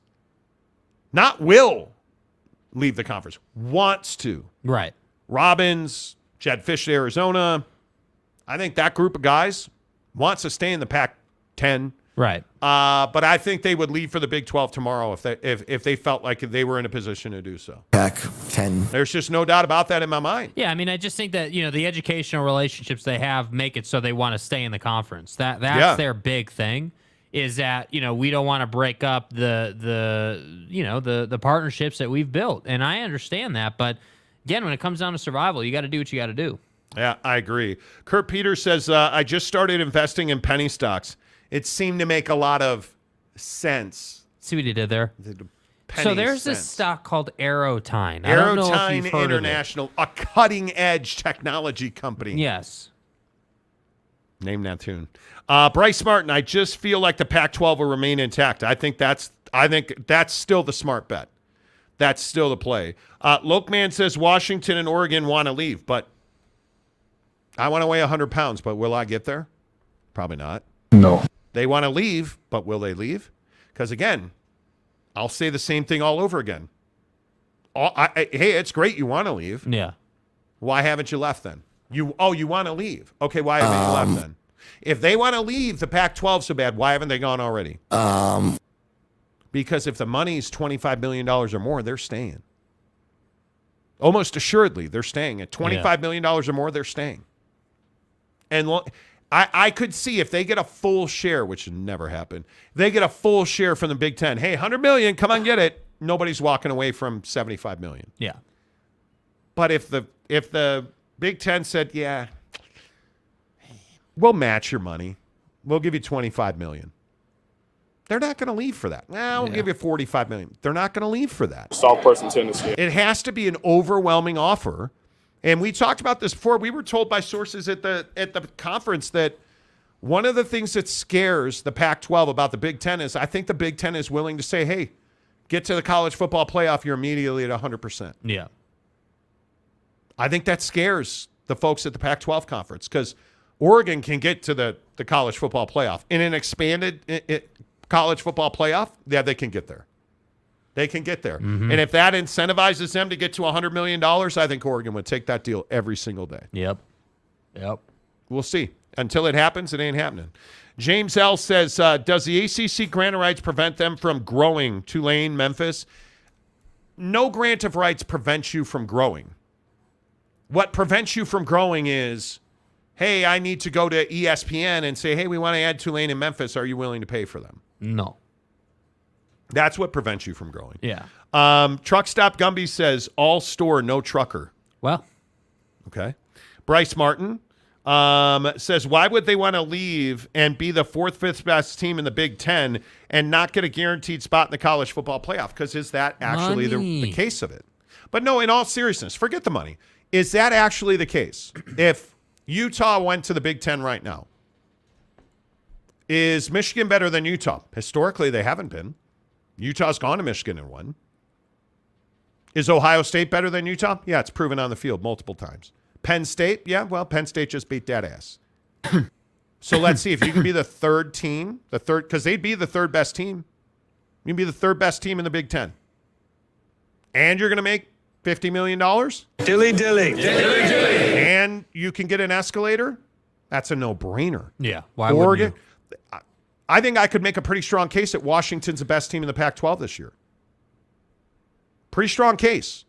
I think they would go in as the second best team in the. I mean, are they better than Ohio State? They're not. Ohio State's the king of the Big Ten. Let's just get that right now. Right. I think Washington's better than Penn State. Mm-hmm. I mean, I think they're better than Michigan. Washington, Michigan would be a football game. Yeah. That'd be a hell of a football game. Yeah. Right? The top 3 teams right now in the remaining 10, Washington, Utah, because I think Washington's really good. Yes. Washington, Utah, Oregon. Those 3 would compete for the top of the Big Ten today. I have no doubt about it. No doubt about it. Oregon, I'm not a Bo Nix guy. Yeah, but they would compete, though. I mean, they're in that game. Yes. Washington with Penix, yeah. No doubt about it. Cam Rising in Utah, no doubt about it. That defensive line, Cole Bishop behind him, yeah, dude. No doubt about it. Yep. Everybody else? Take it or leave it. Exactly. Take it or leave it. Yep. I don't know. I think it's one of those things where you just kind of football's very much a game of matchups. That's why I say, like, in some respects it is about what you do on the field. In other respects, it's not. I mean, again, this concept of educational relationships, I think, is so undervalued by people talking about the situation. I agree. I just my belief is that, man, Washington and Utah are really close. Yes. I mean, I think SC is probably the most talented team in the Pac-12. It's going to be a great year. I'm telling you that the Pac-12 is... Top to bottom, they have a chance to be elite. You look at the bottom 25% of the rosters at Oregon, Washington, Utah, SC, UCLA. UCLA. Nah. I think UCLA's mid-table. I would throw Oregon State in there. Mm-hmm. Those are some pretty good bottom 25. Yeah, there are a lot of people who have Oregon State in the top 3. I'm not putting them that far, but there are a lot of people who do. I'm a big believer that when you look at football rosters, the bottom 25% determine how good that roster is. Because powerhouses like Utah, Oregon, Washington, SC, UCLA, the top 50% on that roster, those are all D1 football players on any roster. Right. I mean, the top 25% on any of those rosters can be on any roster in the country. Not even a wonderment. The bottom 25% in November, especially November, is going to determine how far you're going to go. Yep. How successful you are.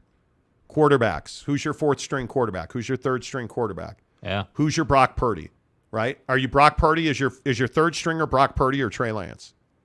Right? Like those are that determines. Because guys like Penix, Williams, Cam Rising, those guys get hit. They play a lot. They play aggressive. They're confident as hell.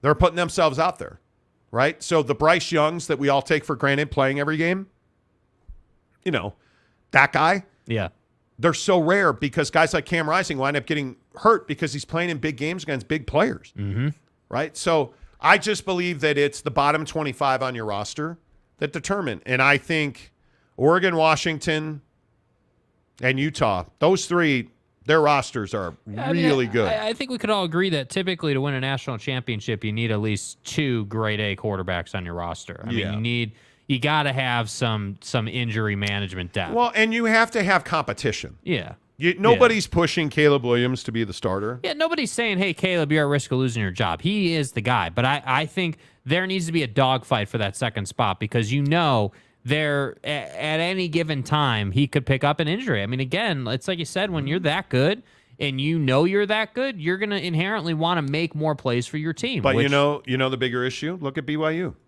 Another great, Who says Keaton Slovis is a number 1 quarterback on anybody else's roster? Yeah, I'm not saying that. It's a mistake not to go with Cade Fennegan. That's my opinion. I am not a football coach. I am not somebody that is with them every single day. I know the Keaton Slovis that played at USC, and I know the Keaton Slovis that played at Pitt. Yeah, that guy's not a starting quarterback on a big time D1 roster. No, I'm not doing that. Not on a P5 roster. With all due respect to Keaton, Yeah, that's the difference between the SCs. Well, we'll talk to him next week. Yeah, that's the difference right there. That is the difference. Yeah. The difference in your life could be just a moment, a second. You better have the advocates on speed dial. Getting knocked around in an accident is awful. That's why you need someone to look out for you. Call the advocates for your free consultation, and we'll keep you from getting knocked around. Yes. That's right. Call the advocates or just go to theadvocates.com. Utah Advocates, theadvocates.com, because you can chat with an attorney live online for free. See, because you never go into your pocket. You're never going to pay out of pocket to work with the advocates. You don't pay the advocates until they get you a positive outcome, until they get you that settlement, unless and until they win your case. You don't pay the advocates a consultation fee or a retainer. That's why you can always chat with an attorney live online for free, 24/7, 365 at theadvocates.com. And trust me, if you got hurt at work today, the stress, the uncertainty, the insecurity doesn't need to exist in your life. Go with the pros. Go with the guys who've been there and done that because they've seen what you're going through. They know the exact right moves to make you the best version of yourself. Once again, theadvocates.com. All right. Let's get a couple more of your comments. By the way, coming up on the show today, we've got to talk about this Tom Brady story that came out on just how much money he did not make at FTX. We are talking about Dan Patrick reporting that the Pac-12 is interested in San Diego State, SMU, Boise State, and UNLV, which, again, I don't think either one of us believes. Congratulations, but that's bullshit. And again, I like Dan Patrick. I respect Dan Patrick, but you cannot tell me that the Pac-12, Jake, is after UNLV. Yeah, and here's my problem. Dan Patrick has not exactly been burning the house down with his reporting on this story the entire time. I mean, this is very much one of those shot in the dark type tweets. And again, I always point it out, and I only say it because we see this rather consistently in the media. There will just be a random guy on a random day who decides to open up his phone. And you tweet things like, hey, long shot possibility of UNLV and Boise State. Now, I'm not saying that's just a ridiculous, never going to happen take, but what I am here to say is that the Pac-12 is not at a point where they're considering Boise State in UNLV. Now, that's SMU right. and San Diego State, sure, okay, cool conversations, but I am not going to sit here and be like, well, it's Dan Patrick, he tweeted it must be true. No, I'm not saying that, because Dan Patrick, while yes, an absolute legend in the sports talk radio game, love what he's done, love it all, right? Totally respect him. He is not a savant on this topic. He doesn't have a great track record on breaking news either. Yeah, and my thing is, it's like, all right, I look at the guys who cover it with regularity, and I think that Dennis Dodd is pretty credible. You look around at the Ross Dellingers of the world, obviously the Marchands of the world, these guys, the names that are rather credible. And Boise State and UNLV, to me, while I think it's ridiculous to bring them up, I just think logically they don't work in the Pac-12 right now. And we've gone round and round about it on the show today, but that's why I thought the tweet was rather out there, because it's just like, dude, again, no slander to Boise State or UNLV, but they're just not fits with where the Pac-12 is at right now. And that's why I think the tweet lacks a little bit of steam. And the one thing I will say is we've heard pretty repeatedly that the Pac-12 has done a lot of work to evaluate expansion candidates. And I think the one that you have consistently heard is San Diego State, and again, SMU, which we've been over that bridge already. Mm-hmm. But I just think it's a pretty interesting conversation. Kevin Mott gives us a $50 tip. Thank you, Kevin. Appreciate that. You, man. Appreciate that very much. While you guys are here, please hit the like button. And just Kevin, so you guys know, all those tips go to infrastructure on the show, or that we're not going out and buying golf balls with those. I mean, the new rap, going to Big 12 Media Days, all those, that's where all that money goes. Kevin Mott says, don't sleep on Will Howard and my Cats, baby. Back-to-back Big 12 champs. Texas is overrated. Good luck on your way out with every school circling the game on their schedule. Well, you are not wrong. Texas is always a big game, but we talked about this on the show yesterday about the fact that Texas always disappoints. And I think this is Steve Sarkisian's best last chance to be a prolific head coach. Mm-hmm. If he fails with this level of talent, my God. Yeah, well, and I think that point about every team circling Texas on their calendar, doesn't every team do that already? Like, maybe the Heat's turned up a little bit because you're going to the SEC, isn't that who you are? Yeah, I mean, that's who Texas you're is. You're Alabama, you're Georgia, you're Ohio you are State, the hunted. You're Michigan. Like, you are the teams that teams want to beat. Yeah.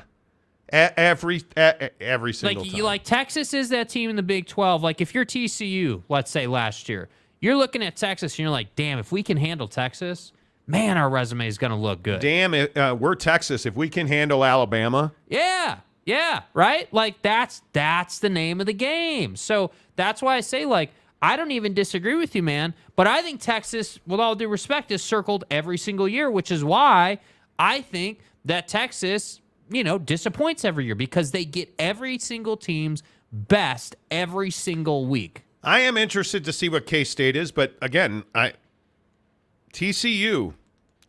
Is TCU a Big 12 championship contender on July 7th?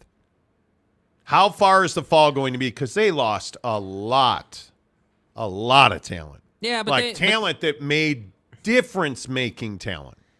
Yeah, I don't know. I think you got to count them in that conversation until we can definitively say not. I mean, I agree they've lost a lot of talent, but at the same time, TCU wasn't. Nobody said, "Oh yeah, TCU is going to be in the national championship after 2 weeks of football." Nobody was saying that, right? I mean, Sonny still had to go out and coach that team, and so yeah, they have lost a lot of talent. But I do think that we shouldn't discount them until we see exactly what they have. I agree. Rowdy from South Carolina. Go Cox. Zero chance Pac-12 gets to $20 million a school after losing SC and UCLA, and everyone knows Fox lost $300 to $400 million on the Pac-12 network. Wow. And again, the Pac-12 network, as you know it, is essentially dead. I think this pie-in-the-sky idea of selling lock, stock, and barrel the Pac-12 network, I don't know how that gets achieved. Two, I don't know that. I think it's far-fetched that they get over $20 million. Mm-hmm. We've repeatedly heard high 19, call it $20 million. Repeatedly heard that. Yeah. And we've heard now Jim Williams at Forbes the other day was tweeting about regional deal. It's always been a regional deal. But we've told you repeatedly that we've been told by just about everybody and recently that Ion Scripps is out on the Pac-12. Yeah. Ion Scripps is not in the Pac-12 Derby. Yeah. And I think even if they were, if you look at the deal that Ion Scripps did, and I think it's a great deal with the WNBA, look at their deal with the Las Vegas Golden Knights. I mean, it is pretty remarkable that the Pac-12 has not done that kind of deal. Yeah. And I think we talked about it with the CW, but George Kliavkoff wanted a paycheck. We were told they asked for $400 million, and they wanted all of the major markets, Chicago, New York, Miami, Dallas, like every major market. And the question is, if they're not watching Live Golf, what makes you think they're going to watch Pac-12 football? And that's... Is New York City watching Pac-12 football? No. Is Chicago watching No, Pac-12? no. Why would they do that? No, they've got Big Ten football to watch. So if it is truly, in fact, a regional deal, which I'm not convinced it is, it'd only be on the CW, right? Because I can't see Ion Scripps coming out of nowhere all of a sudden. Mm-hmm. I doubt that, right? I just don't see. I don't see the rescue. I think the likely scenario is that the dark horse remains NBC Universal because I think USA Network has become a sports channel. Well, and the Comcast situation. I also think it gives them a chance to recoup their money on Comcast. I think there's going to have to be a streamer that steps in, although I asked this week again and was told that Amazon's not a player right now, and that really only leaves Apple TV. You see what I mean? How the Pac-12 doesn't have any. They don't have a get back tool. They don't have hey, like the SEC's got. Hey, we've got Nick Saban in Alabama or Kirby in Georgia or what? We've got these brands that are must watch for a college. They have that to lean on, right? So does the Big Ten. So does the Big 12. But the problem is that the Pac-12 doesn't have that thing that can light the fire on conversation. So Georgia's had to just go out and be brazen about it, and that's why they're here. Yep. Brass Balls says, in no reality that I've been to is Boise State or UNLV a member of the Pac-12. Yeah. I agree. Bryce Martin says K-State does have a great chance to repeat if they can replace the pass rush. I agree. Truck Stop Gumby, all Texas, no back. Okay. Yeah. EMAW. Email. I don't know what that means. Bob Holsey says all those tips go to more Normans on the wall. Well, wall could be changing. Wall could absolutely be changing. Jeremy Callahan, Texas has been getting their horns kicked in for so long in the Big 12, it has become pretty commonplace. Yeah, I know, but I'm going to drink the burnt orange Kool-Aid, bitches. Mm-hmm. Dude, with this talent, how do you lose? Honest to God. And usually in college football, the more talented team and this coaching staff, no, I'm not doing it again. U.S. Mail says all horn, no long. Hey, you start talking shit. Okay. Bryce Martin, Sark needs to quit having such horrible second half collapses. And no, I'm not talking Sarkisian don't again play today. their games, man. Truck Stop Gumby, all Sonny Dykes, no defense. Hey. Sonny Dykes, my guy. Brass Balls says BYU is 4-1 against Texas. This year will be 5-1 when it's over. Not a chance in the world. I don't think there's a chance in the world because until Wow. Sorry, my bad. Until BYU proves they have a pass rush that can beat that offensive line at Texas, good luck. Yeah. Good luck. Bryce Martin, TCU will be a Big 12 contender, but not a national contender, no. I think TCU is going to struggle to be top half of the Big 12. Yeah. 5, 6, 7. Yeah. That's where I've got TCU at. Could be wrong. Callahan, TCU, it's a coin flip. They may have reloaded with a bunch of dudes that other schools slept on and nobody has heard of who will be awesome. Wouldn't be the first time. No, it would not. No, it would not. I agree with that. Let's see. Who else is in the hizzy today? Let's see. Jeremy Callahan, wow, every man's a wildcat. Is that actually true? Okay. I mean, Vorlon Angel, how are you, sir? The Saudis can come in and save the PAC, and they get a deal with Al Jazeera. Ooh. There's some wild shit going on right now. I'm sorry. I thought you just said Al Jazeera. Would the Pac-12 do a deal with the PIF? Oh, could you imagine? Oh, my God. Truck Stop Gumby says, bless you, Jake. Thank you. Thank you for the sneeze. Thank you. Jeremy Callahan, Texas lost to Kansas when they were horrible. Do you count BYU out? Do not count BYU out. I think BYU is going to fight hard. But again, I am a big believer that talent wins. Yeah. Talent wins. And it's when we talked about this yesterday, it's what I say about Kansas. It's what I say about Texas, Oklahoma. Remade that roster. You look at Deion in Colorado. The difference is when you have that much talent that you brought in that's new, you better have a coach who knows what to do with it. Mm-hmm. Lincoln Riley at USC knows what to do with it. I would agree with that. Right now, can they figure out how to cover the middle of the field, which they have never done under Lincoln Riley? Well, let's find out. But my guess is they will be. I think USC is going to be a handful. I would suspect that USC is going to go to the college football playoff. Yeah. Because you have, in college football, do you have a quarterback? Oh, you do? All right, cool. Can you play defense? Oh, you can? Okay, cool. See Utah. Fucking A. Right? It's true. I mean, it's absolutely true. Does Texas have a quarterback? Yes, multiple quarterbacks. Can they stop people? Yes. Do they have a coach? Maybe. Yeah. Does Steve Sarkisian blow his own feet off? Let's find out. My guess is he will not. Catch me outside. How about that? He's been in this exact situation at Alabama. Yeah.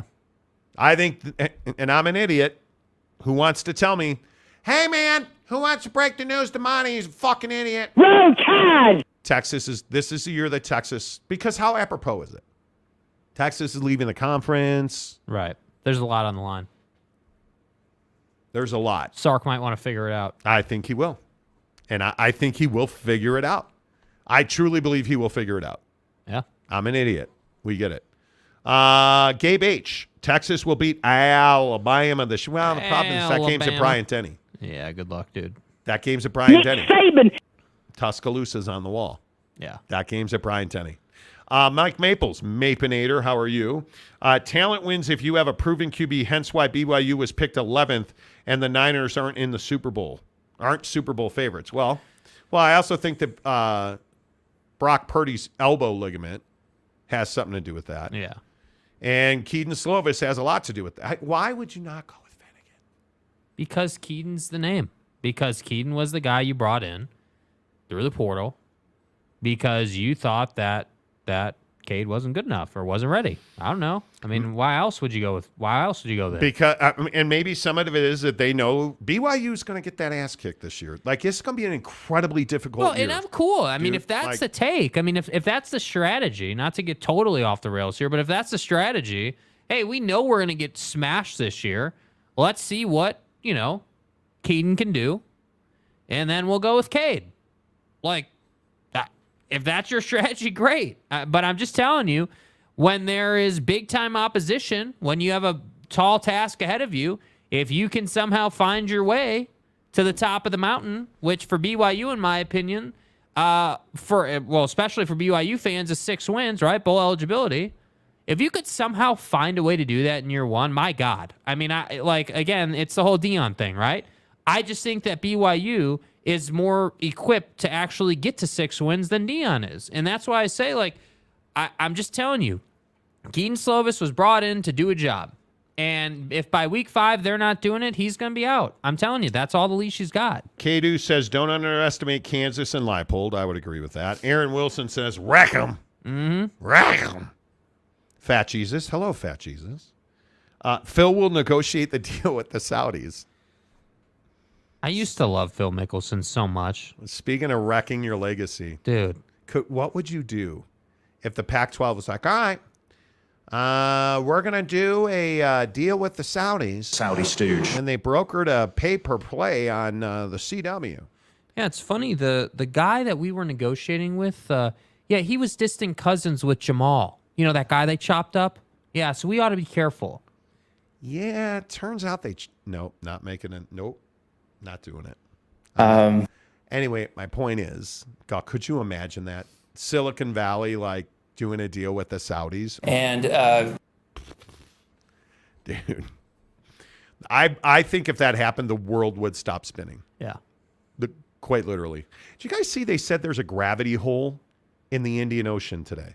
Yeah, apparently. They figured it out. That there was an ancient ocean floor collapse at the bottom of the Indian Ocean, and that's why it's created a gravity field. And no, I don't want to see all your Ocean Gate jokes in the comments. Oh, Be better, dude. Bro, it must have been the Ocean Gate imploding. Man, maybe they should send an Ocean Gate Titan down there and check it out. Be better, bro. Come on. Oh, my God. Jeremy Callahan, Maury Alvarez. I have my blue goggles on it, and all I can see is BYU winning the national championship. Well, maybe you and Victor's the way can have a party together. Are those blue goggles VHS equipped and you're watching the 84 reruns? Jesus. I think BYU in the coming years will compete. Yeah. I think it's going to take 3 years to stock just to get the roster depth. Yeah. Because you got to build a 3 deep right now. Yeah. I mean, you're not 3 deep across every position. Jeremy Callahan, George would turn Al Jazeera into Al Jazeera. Ow! Okay. Meep says talent wins unless you're A&M. Well, has there been any more bigger fraud as a coach than Jimbo Fisher? Jimbo's got that kick-ass recruiting class. Coming for Saban's ass. And by the way, god damn. Yeah. Kirby. Bro. Kirby. Yeah, we need to have a conversation, bro.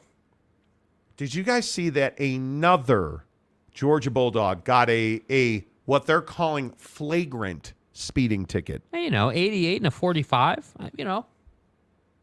2-1? You're almost twice the speed. You know what he was driving? You know what he was driving? Hey, I know you're going to be shocked by this one. A Subaru WRX STI? No, even worse, a Durango. What is this, first team all Dodge? Come on, dude. Clearly they have a deal with It's Dodge. Embarrassing, bro. But it wasn't a Durango. It was an SRT Durango, which is akin to an SRT Jeep, Grand Cherokee. Yeah. Which is what Jalen Carter was driving on the infamous night where... people died. And I don't understand this at Georgia. I don't get, but I'm also the guy who says I don't understand if you're one of the dudes at Georgia, you can't get your ass to bed by 10 o'clock every night. Apparently not. If you are a major D1 college football player, if you are going in any way, shape, or form to be in the NFL draft, your ass better be in bed at 10 o'clock every night. Mm-hmm. Now, I didn't say like repopulating the earth at 10 o'clock while you're in bed. You need to be in bed going to sleep at 10 o'clock, 365. Yeah. Not out on the streets. You win the national championship, can you not see the brass ring is within reach? Yeah, dude. Do you know how much money Carter lost over that whole thing? Stetson Bennett, you dumbass. You guys not, are you kidding me, Brandon Miller? Yep. These guys, I just want to say, what were you thinking, dude? And everybody that rips Deion Sanders, he has this exact same conversation on his Netflix show, or was it Prime Video? When he's telling Jackson State, don't even be a minute late.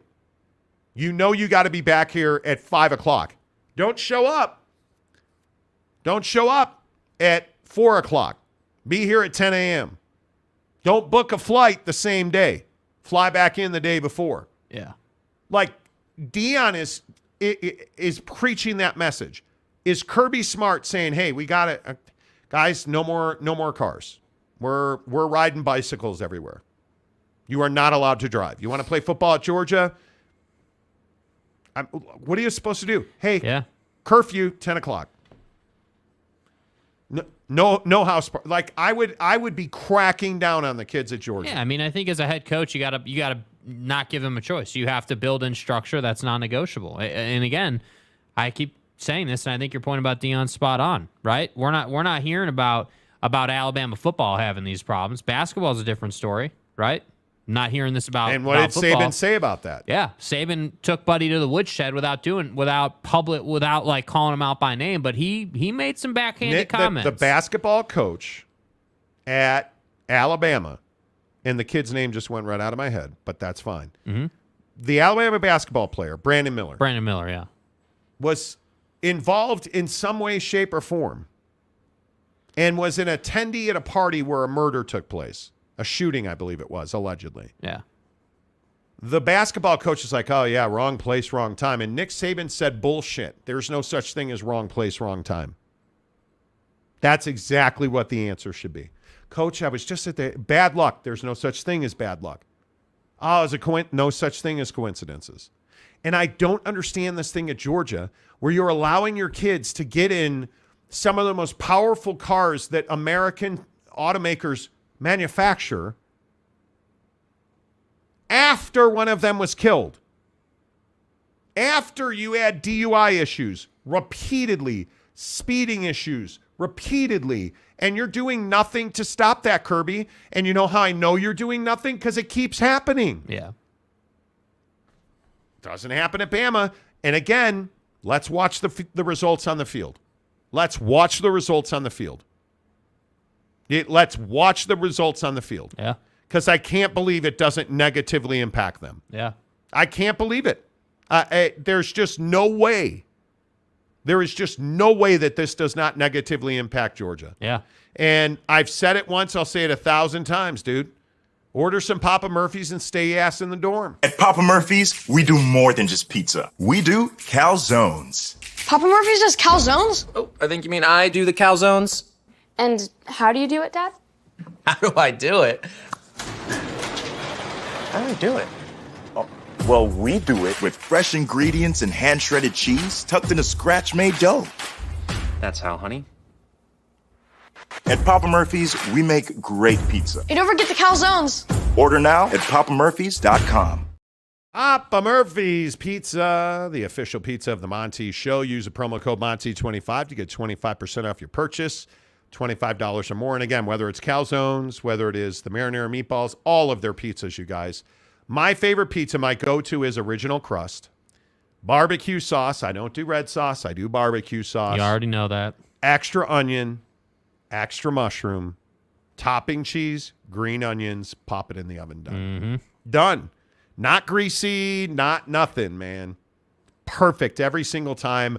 That's what I get at Papa Murphy's Pizza. It's why I don't do takeout pizza anymore. It's why I don't do delivery pizza anymore.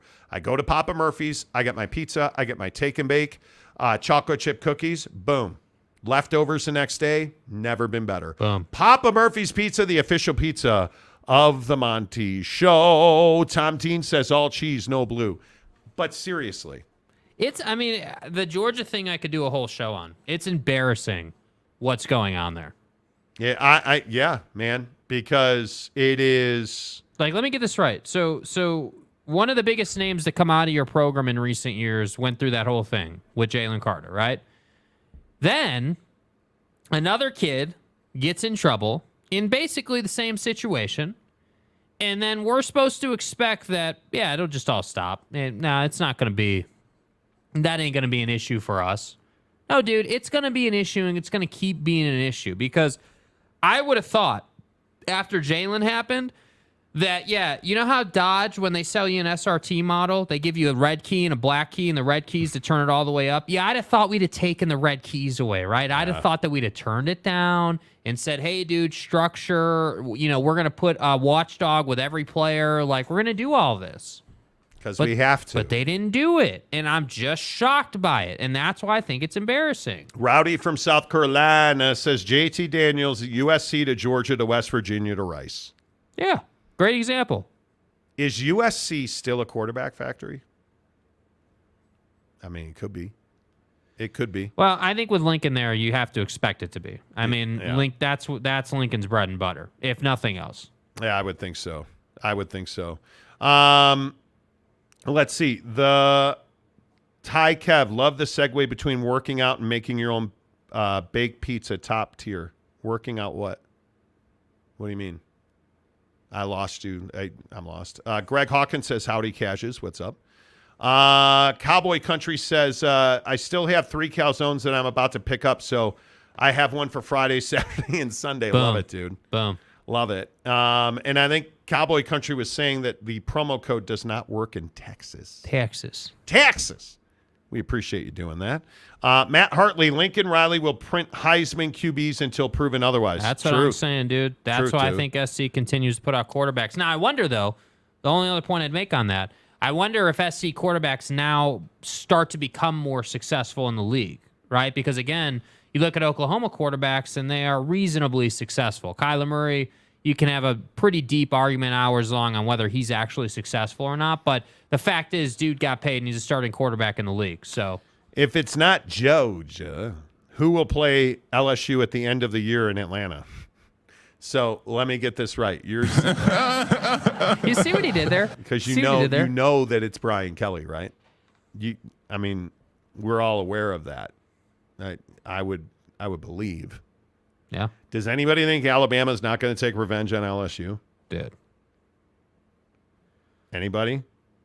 And by the way, anybody notice also that Ole Miss is getting some preseason love? Lane Train, Anyway. Anybody notice? That's the untrained eye. Isn't Lane Train the Texas Longhorns? Yes, dude. Oh, Lane Train. Lane Train and his tarmac are real nice this year. Lane Kiffin's a real threat this year at Ole Miss. That could be interesting. I think Tennessee and Alabama will play for the SEC championship. Yeah. Could be wrong. Could be wrong. I don't know though. It's very interesting the arguments going on today on Twitter about what. So you guys, we've been talking about this Dan Patrick tweet, and the best part about the Dan Patrick tweet is that there is some conjecture in this tweet because, well, of course there is. The part where he says being long shot possibilities for Boise State and UNLV. And everybody's like, well, told you Boise State and UNLV aren't in. You're an idiot. Didn't you see he said long shot? It's not happening. So wait, you're saying there's a chance. I'm not the one who said it was a long shot. Ask Dan Patrick. Yeah. I don't buy that the Pac-12's adding Boise State and UNLV. Nope, not for a second. I'll believe it when I see it. Because they would have done it already. Yeah. They would have done it already. Believe it when I see it. They would have done it already. By the way, watching the John Deere Classic, and Zach Johnson, the Ryder Cup captain, is on the cut line at -4. And he did a very... Oh, boy. Oh, my. He just put a chip within 4 feet of the cup to save par. And he needs to save par to make the cut. If he misses this putt, he will probably miss the cut. Yeah. Not probably. He will miss the cut. So, that's happening. Jeremy Callahan says 2 hours to Wemby. Andy H. Andy H., where have you been? What's up, Andy? Don't F with Kiffin. He's the man. His success is the reason Tom Herman came to coach at FAU. Go Owls. Nick Saban is a better man than you are, said Steve Sarkisian. I'm a big fan of Lane Train. I just he needs to win. He needs to win. You know. At some point. Tom Dean says, are Jake and Monty so bored with the show that they're watching golf? No, we have golf on in the background, but I'm a golf fanatic. Yeah, we. Thank you. Two O's in golf, boys. Yeah, 2 O's in bogey. Exactly right. No, I'm just obsessed with golf. I'm obsessed with golf. I always have been. And by the way, this is a major event. I mean, this is a big time event. Yeah, I would agree with that. 100%. I would agree with that. It is a big time event. Don't forget next Tuesday and Wednesday, we will be, or actually it's next Tuesday. See, what happened was I don't know math. Next Wednesday and Thursday, we will be at Big 12 Football Media Days, presented by our friends at BladeHQ.com. BladeHQ.com, the best knives by the best knife makers. Great local business, and I tell everybody all the time, when you go to BladeHQ.com, if you just look at their sales stuff or their new arrival stuff, they have this cool little slide on the top of their website that like rotates. Yeah. Their daily deal today is a Kaiser splinter knife for $89.99. Great deals all the time. From people like Kershaw, from people like ProTech, We Knife, Spyderco, Benchmade. That's what they do. Again, the best knives from the best knife makers, but they also do a lot more than knives. Whether you need outdoor gear, whether you need tomahawks, hatchets, their tools and gear section on their website, from apparel, batons, bags, backpacks, flashlights, lanterns, tactical pens, self-defense knives, knuckles, you name it, they've got it. BladeHQ.com. Make sure you tell them you heard about it on the Monty Show and say, hey, thanks for supporting the Monty Show and sending them to Big 12 Football Media Days in Dallas, Arlington, Tarrant County, at AT&T Stadium next Wednesday and Thursday. Schedule change on Tuesday. We will be doing a morning show on Tuesday from 6A to 9A, and then we will be flying out to Dallas. So early show on Tuesday, and then adjusted by schedule. So make sure you hit the bell to get notifications. Yeah. Every Big 12 coach and his best players will be on the show next Wednesday and Thursday. Hoping to have Brett Yormark for an individual interview as well. Cannot wait to be on the floor at AT&T Stadium. Yes. It is going to be epic. All the interviews that you want to hear, we'll take your questions, implement them into those interviews as well, as always, because without you guys, we don't have a show. So we always try to give you guys like an active role in the show. It's going to be amazing. Maples wants to know, I wonder if they have a Crocodile Dundee Bowie knife. BladeHQ.com. Check them out. Check them out. Check them out. Andy H says played PGA Championship course with the Bear Trap for $60. Sick course. Nice, dude. Now, I'm a golf fanatic, dude. Yeah, I love watching golf. I love watching. I love playing. Once you play golf, you begin to understand just how good the pros are. That's By the way, thing. Victor Wembanyama makes his summer league debut. Victor's the way. Today. Right. And I'm waiting to see. I'm trying to slow play the Zach Johnson par putt. Johnson. Because if Zach Johnson makes this putt, yeah, he probably makes the cut. Yeah, Kuchar birdied this hole, 18.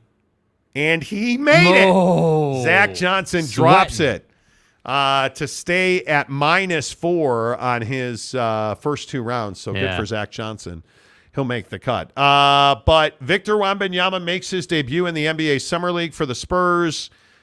Like, how important, in your opinion, Jake, how important is this for the NBA? Yeah, I mean, I think it's hugely important. I think that Victor, you know, I've always maintained that I think Victor's never going to be capable of living up to the hype. But I think it's really crucial that he comes out and has a good debut. I think if he comes out and has some garbage debut, that's never good for the league, you know, just generally speaking. And I think that, you know, Victor obviously is super talented, but this is our first chance to really see him against talent that is similar to his talent level, you know, meaning that these are NBA guys who are playing their ass off, playing hard. Like, if you've watched any summer league, you begin to understand that these guys that are playing summer league are working hard. They have something to prove. They want to make a good first impression. And so for me, yeah, I do think it's important that Victor has a good first game here. It's always important. I mean, I look back across the history of the league, and, you know, all the guys that turned out great, most of them had great summer leagues, you know? So obviously, yeah, this is going to be a crucial debut. Absolutely. Yeah, and I think more importantly, Victor Wembanyama can't be a bust. I think this is a huge moment in time. I think Victor Wembanyama is likely to struggle his first 2 years in the league, and that third year he probably figures it out. But the next guy who really struggles at Summer League is not going to be the first guy. And I think that the hardest part about Summer League is you have 9 guys on the floor in Victor Wembanyama. Those 9 guys are fighting for jobs in the NBA. And they're not going to be a passing, facilitating player 9 times out of 10. And I think when you look at Victor Wembanyama, he's used to being the star on the team.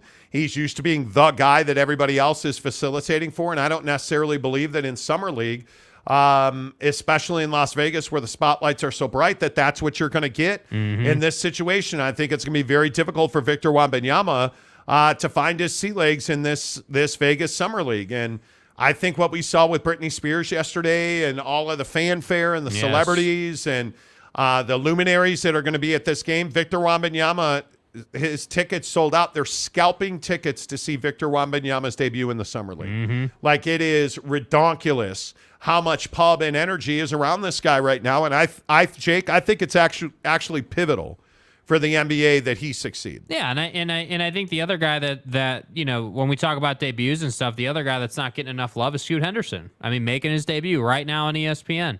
What, did this guy just fall off the face of the planet? Did people forget that Scoot Henderson could be the best player in this draft, depending on how things go? Like, that's what's incredible to me. That's why I say Victor's debut, like, to your point, Victor can't be a bust. So if this guy comes out and really struggles, and let's say he just can't effectively shoot in Summer League. Like, he just has an awful Summer League, doesn't make a lot of shots, like, just doesn't have that dominant performance.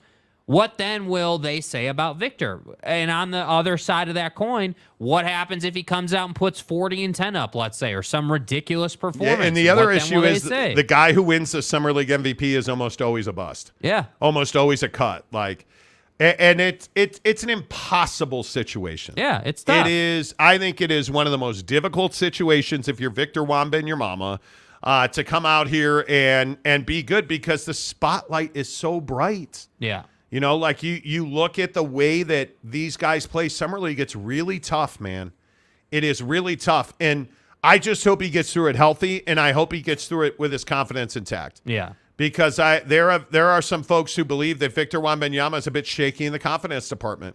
And it'll be interesting to see exactly how that plays out. Yeah, I mean, I just think that, you know, if you're Victor Wembanyama, you're going up a level. right? I firmly believe that anything in the NBA is better than anything you're going to get in the EuroLeague. And you know, I guys can sit here and say all day that, you know, it's harder to win over there than it is here. It's harder, whatever, dude.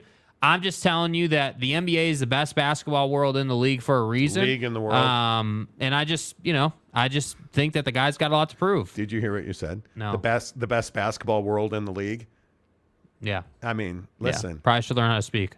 You don't speak for a living. It's fine. I agree, but I think the perception being reality for Victor Wembanyama, that starts tonight. Yeah. And he needs to show that he is capable of being under bright spotlights. He should, frankly, these are not the best players in the NBA he's going against. Yeah. He should do well.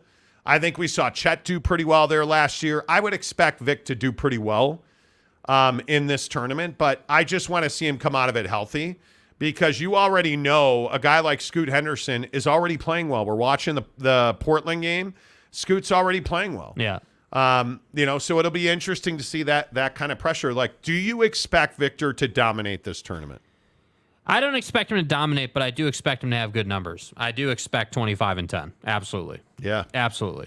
We'll see. Let's see. Let's go back and see what you guys are up to here. What are the chances, Brassball says, that VW meets the expectations placed on him? Good God. Brassballs, could you imagine that? The expectations are through the roof. I mean, you got people saying this is the best prospect we've ever seen, which I completely disagree with. LeBron was a better prospect, in my opinion. But, yeah, I mean, living up to expectations, 40 points in the Summer League would live up to expectations, in my opinion, and doing it in a dominant fashion. Yeah, but I don't think he's going to do that. I do think he'll be mid-20s and 10. How do you live up to those expectations? How do you live up to expectations? And the answer is, I don't know. Yeah. I mean, you're looking at, in this game, a very interesting figure is Jabari Smith Jr. Mm-hmm. Because he's playing Summer League because he did not have a good season last year.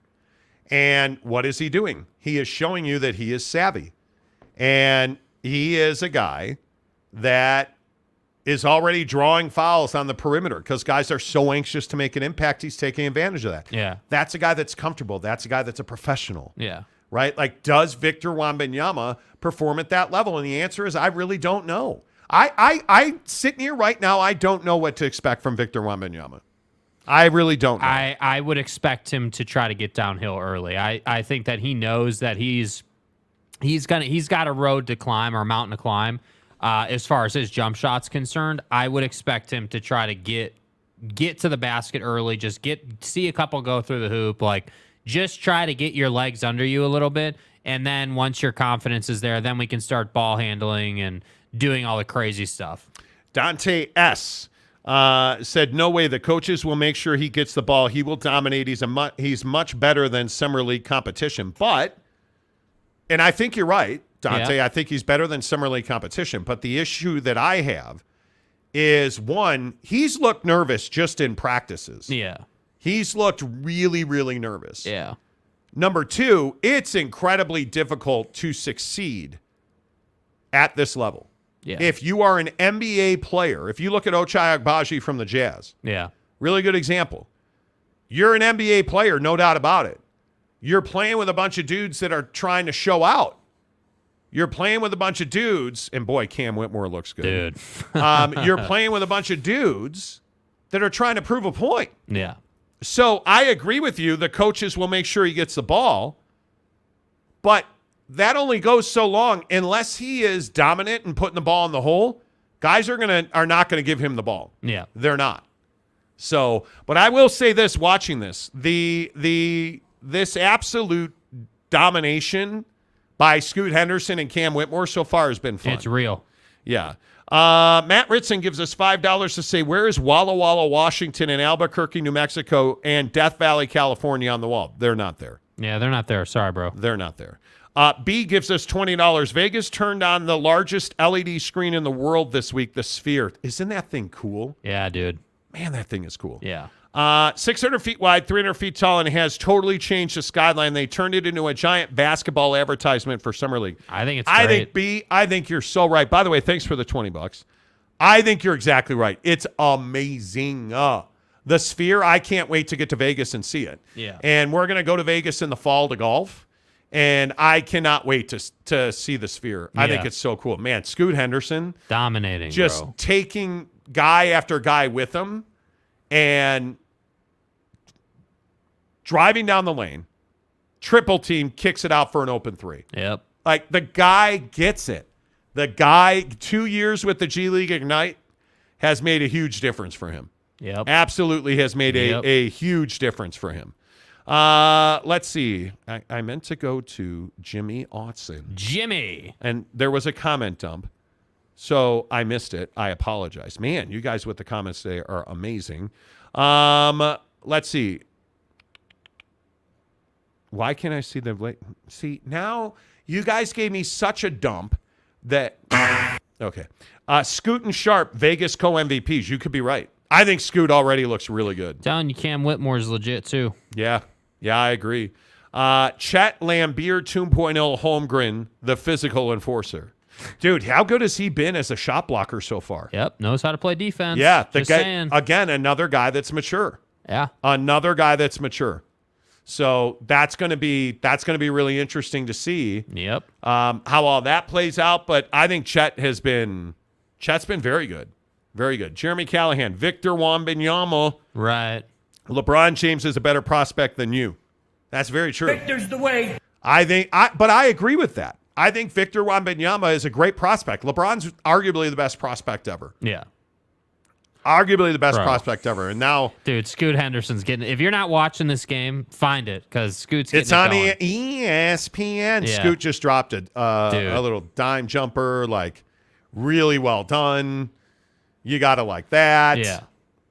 Like this is exciting. Is that Ammon? Is that my guy? I think that might. I be think my that guy. is your guy, dude. I think that's your guy, dude, bro. That's let's go. One-handed runner right there. I like it. David C says Lou Alcindor was a better prospect. Well, but I think the hype machine around Kareem was a little different than around Zion, than around LeBron, than around. You know, like you look at Victor Wembanyama and all the social media stuff. Come on now. Well, and I was going to say, though, LeBron didn't have to deal with social media. Did Scoot just get that block shot? Much. Did Scoot just get that block shot? Did Scoot Henderson just get that block shot? Yo! Too much. I totally agree. Too much. Let's see. Jeremy says, with all the insanity that has been around him, how could he not be nervous to some degree? That's no what I idea, mean, dude. You got to get your legs under you. Yeah, no idea how he could not be. Yeah. But that's just me. Let's see. Sharice says, Jeremy Callahan, Nick Saban is a good head coach. No denying that. But when was the last time Alabama beat LSU by 30 points? Nick Saban is a better man than you are.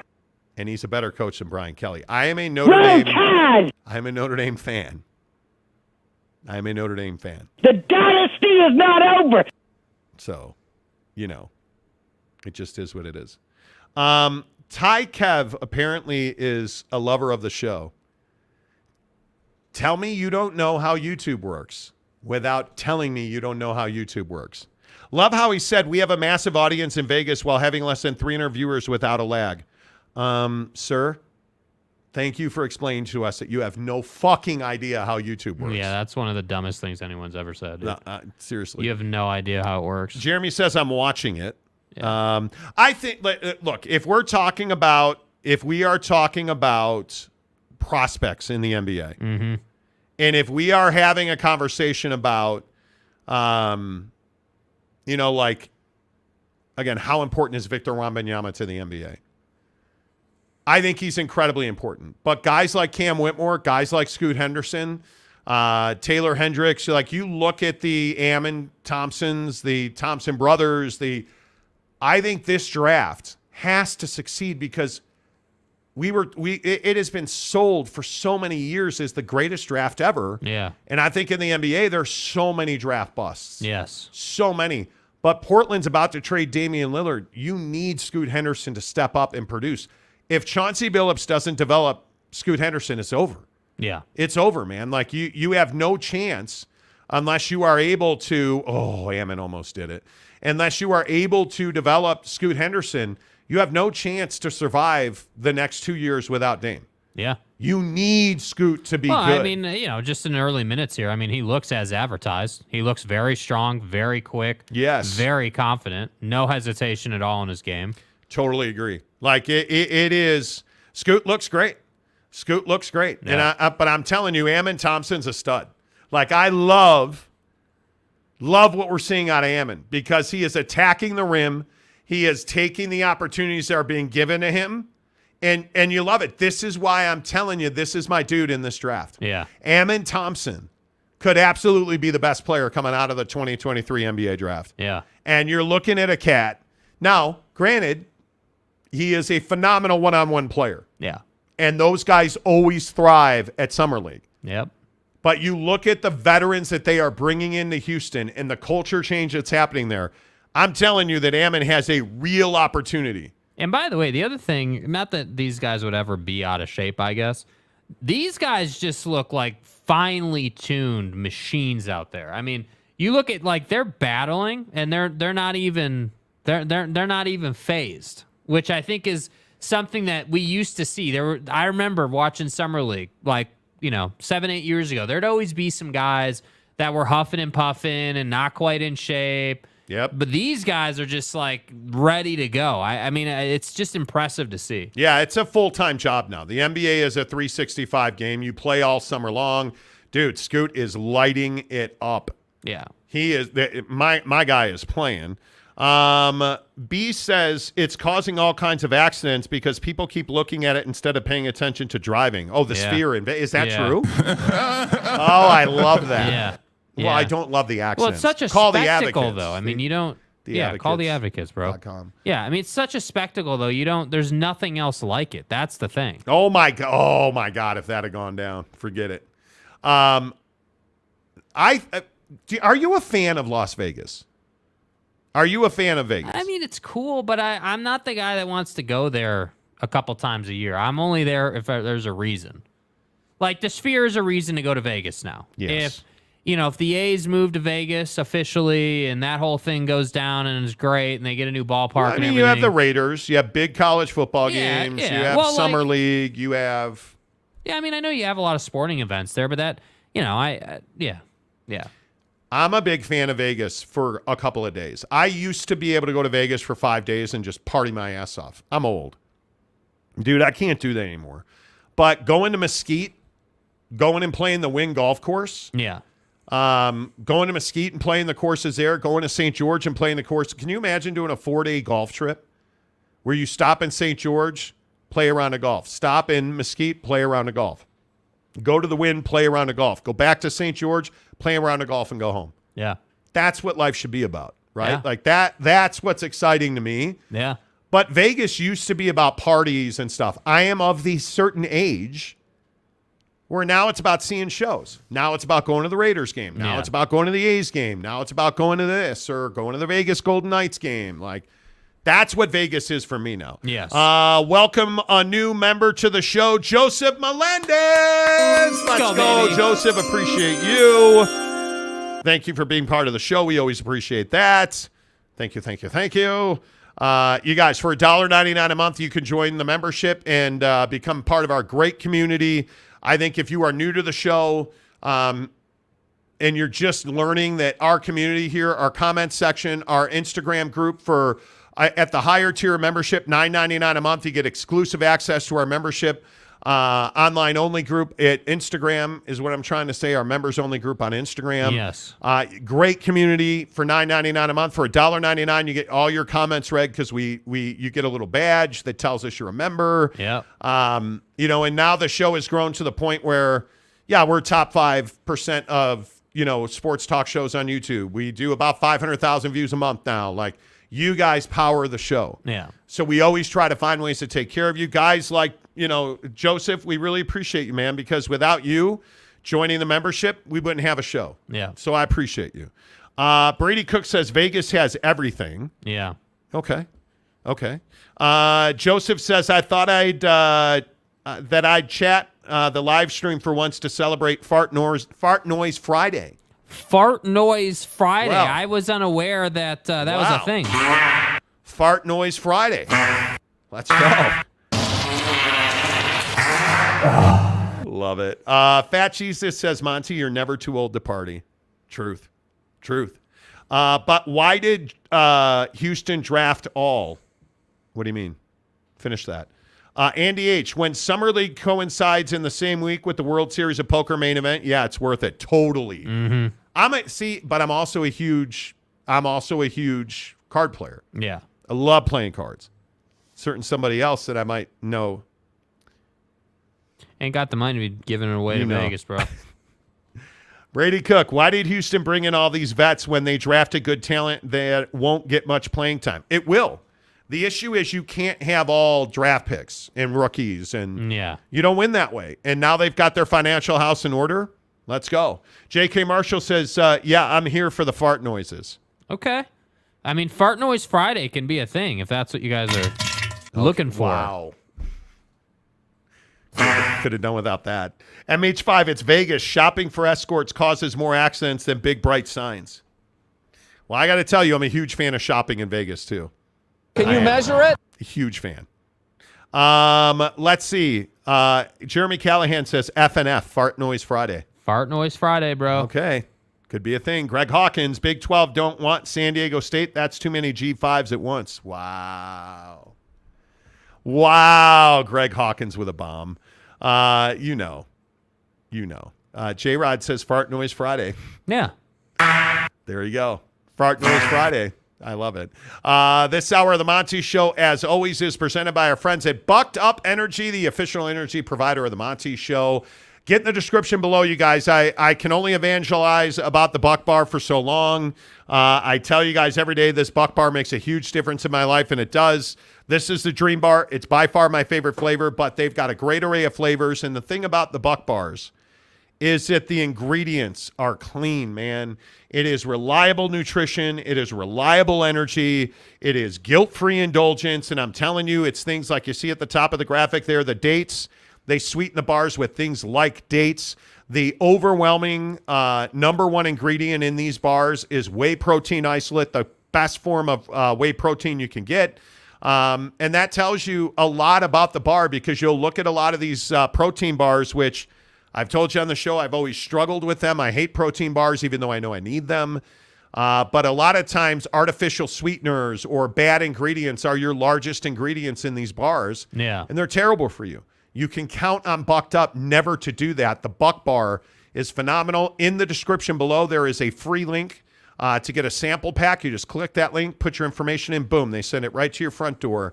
But it's all about it. At Bucked Up, it's all about things like protein powder. Every morning now, I start my day with a protein shake, 2 scoops of Bucked Up protein, 1 scoop of collagen peptides, and it's done wonders for my skin, my nails. Like, their products are just good. My wife, who's training for a triathlon, loves her pre-workouts, her BCAAs.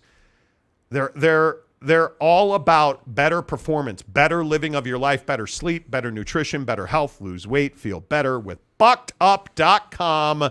Use the promo code Monty20 to save 20% off your purchase at checkout at Bucked Up. Tom Dean says Bucked Up protein will give you fart noise Friday. Actually doesn't. You know that I used to be a big fan of a protein company that has protein that tastes so good. Mm-hmm. I was like, oh man. Bucked Up tastes better. Yeah. If you can believe that, Bucked Up protein tastes better than that other protein company. Yeah. I love it. I absolutely love it. B says U2 is the opening act for the Sphere. Really? $1,500 a ticket? Damn. Come on now. Did you guys see, by the way? Yes. Well, what is the seating capacity of the Sphere? I mean, are we... I don't know. But why don't you look that up while we talk about the Britney Spears thing? Yeah. Did you guys see the finality on the Britney Spears thing? No charges will be filed against Victor Wembanyama's security team. Because apparently, and we have the video, and I'll play it for you. She hit herself in the face, which in this video you can see. There's Britney walking up. Watch the security guard. Swabam!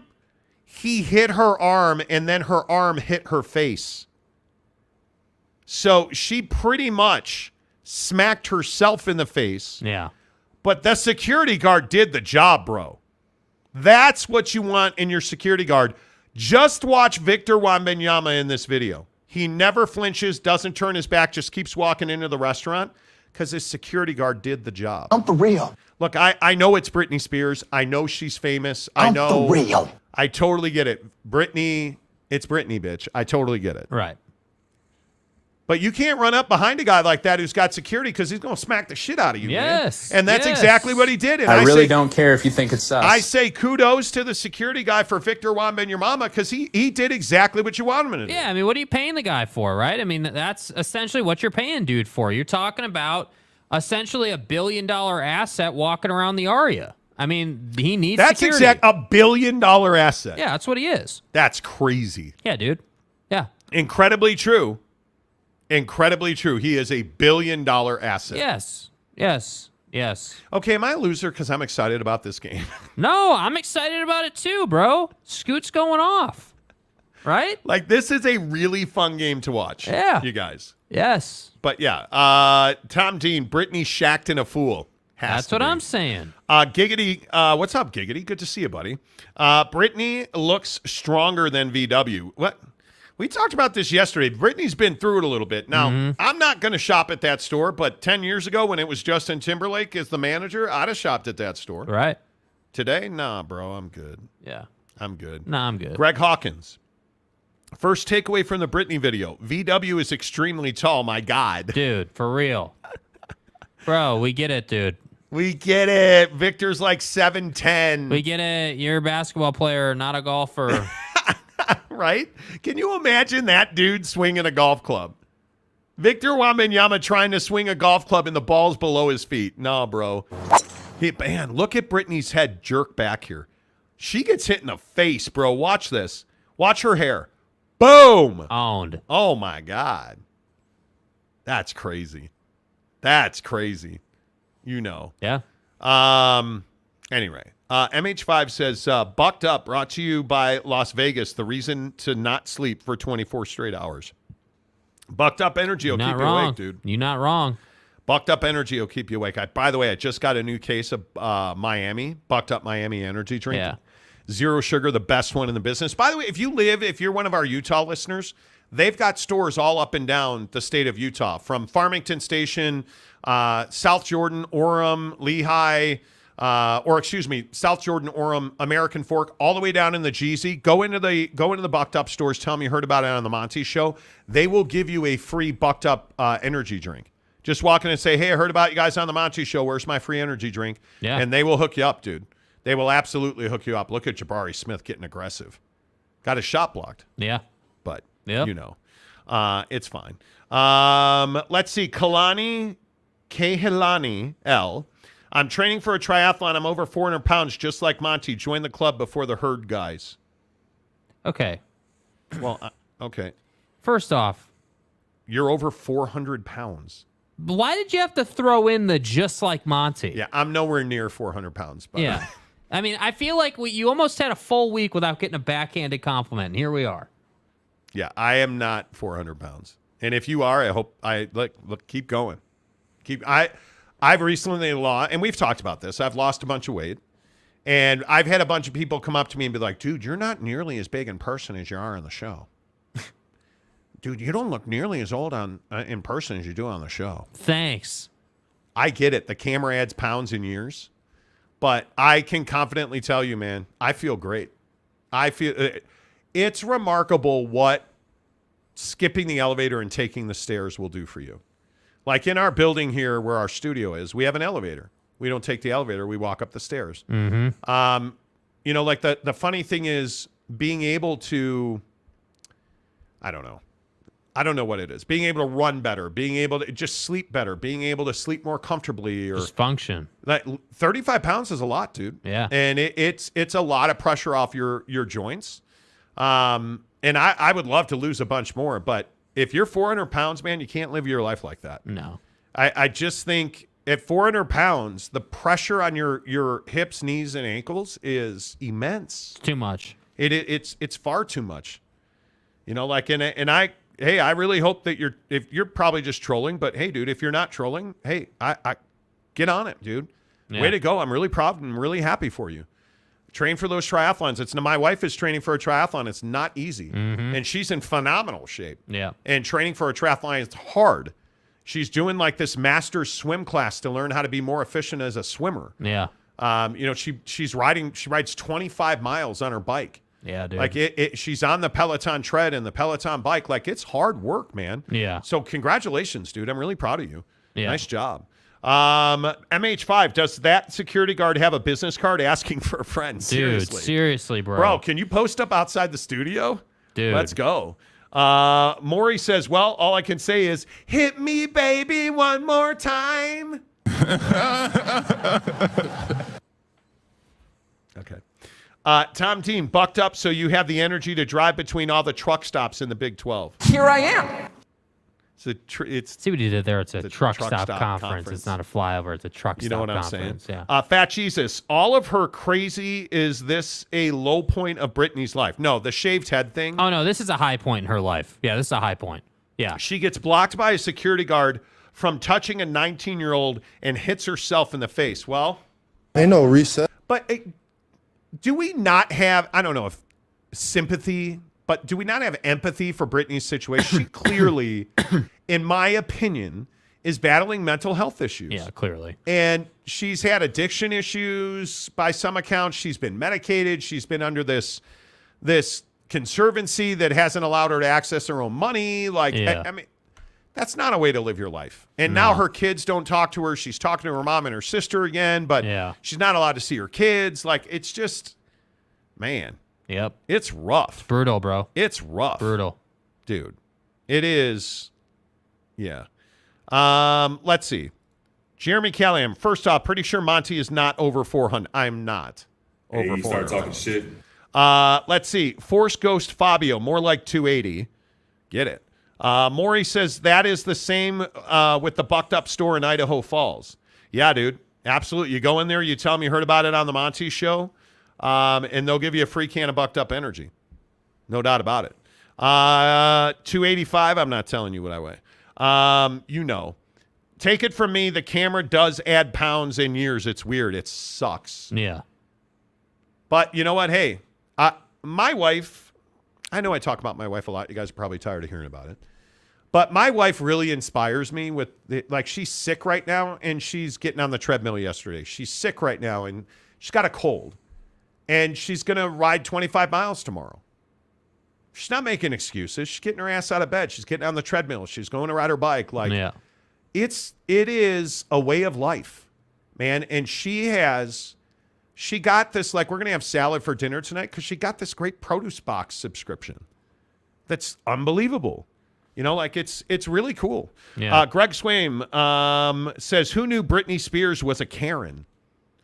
Is she being a Karen, though, or is she just being, like, stargazing? No, I think she was stargazing, bro. I think so. I think, being a Karen is, I feel like to be a Karen, you got to have a problem, right? Like, you got to have, you got to be in a situation where you're complaining and stuff. Now, if you want to call her a Karen for wanting a public apology, I guess I can get down with that. But she's clearly battling mental health, but man. She's also fucking Britney Spears. Like, she is but I think a that's global worn icon. Out, dude. That's kind of worn out a little bit, she's dude. a global icon, dude. I don't think so. Not anymore. In her mind, she is a superstar. Okay, and I agree with that. I think she is still a global icon. But she is somebody that's like, hey, I'm sure in her mind she's like, hey, I'm Britney Spears. I'm going to say hello to Victor Wembanyama. And I think if Victor had known she was there, I think he would have stopped and said hello. I think it was just they were telling him, and I believe everything he said in his interview. The security was telling him, hey, we can't have you stopping in the middle of this, of the aria. There will be a riot. We cannot have you stopping here. It will cause a security concern. Yeah. So he stops for nothing. And she clearly wasn't aware of that. I don't know if she's a Karen, though. Yeah. Force Ghost Fabio, free bucked up to whoever guesses Monty's weight. True. Tom says 312. Okay. I mean, go with that. Go with that. Go with that. Greg Swaim, where were Britney's security people? It's interesting. Does she have security with her? Doesn't seem like it. Her husband was there. But he clearly did not, Yeah. Kent Hone. Brittany has to pay $20,000 a month in child support. Is that true? God damn. I would bet. Fat Jesus says Monty's not a pound over 396. Not. Oh, no way. Not close to 396. Let's see. Britney Spears 30 for 30. I'd watch. I think everybody would. I'd watch. Britney is probably sick of security. Probably looks for ways not to have it around. Has to. Yeah. Has to. Yeah. I just have to think.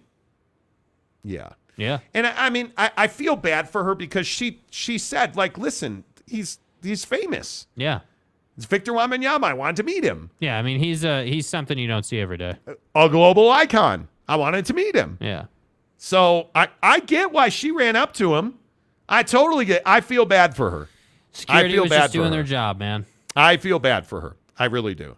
I feel bad for her, but it is what it is. All right, real quick, because I want to make sure we get to our non-sports stories today. Did you guys see this Tom Brady, Gisele Bündchen thing? So everybody was saying how they lost tens of millions of dollars. Well, they didn't lose their money. They were paid in stock for a combined value of $48 million to be spokespeople for FTX. Mm-hmm. Remember the crypto trading thing? And it went belly up. Those stocks are worth zero. So they didn't realize the $48 million in earnings. But the part of this that's interesting to me, there are people suing the celebrities who endorsed FTX. And the claim is, hey, I only bought FTX or used FTX, gave FTX money because Tom Brady told me to. Should they be able to sue for that? Yeah.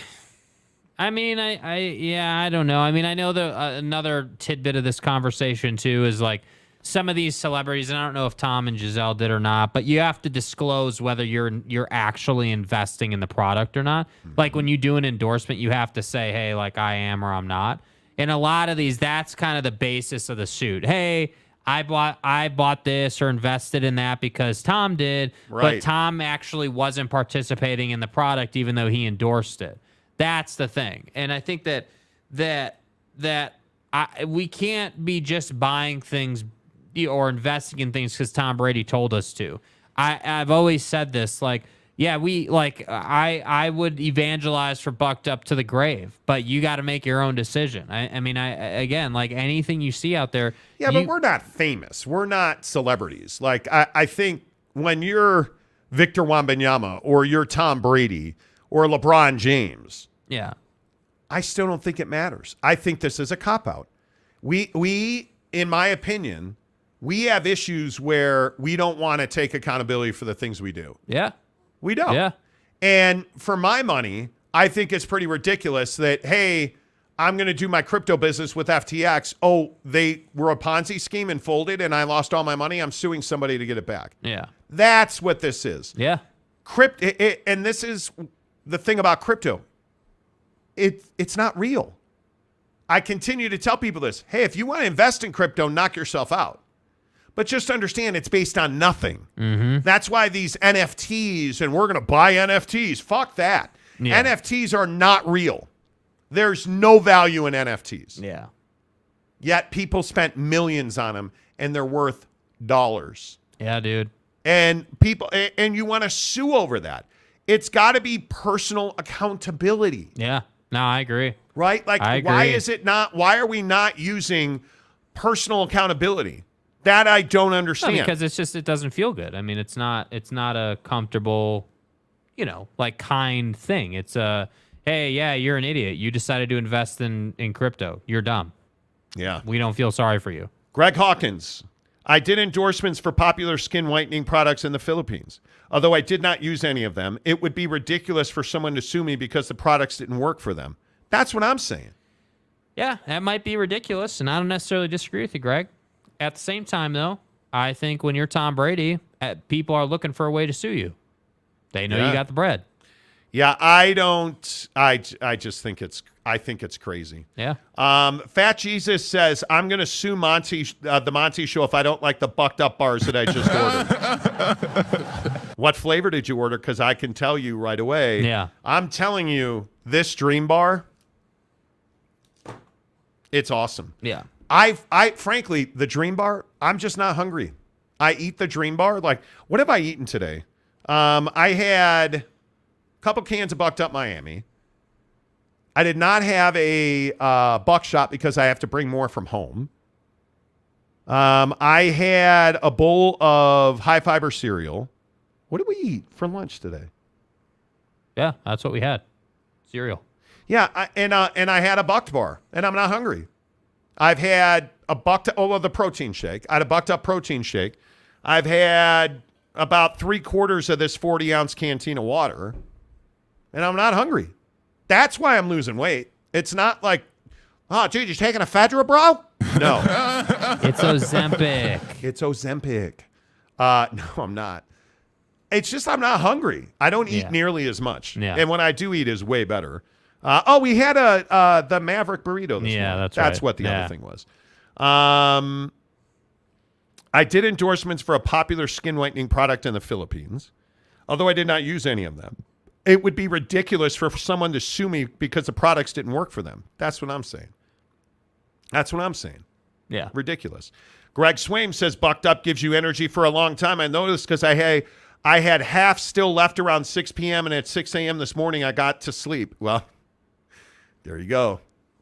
It works. Yeah, it does. Don't say it doesn't work. Am I the only one who thinks NFTs are ridiculous? Yeah, I mean, it's a scam for sure. I think it's one of the most effective scams we've ever seen. It's just it's not real, bro. It's crazy to me. Yeah, it's not real.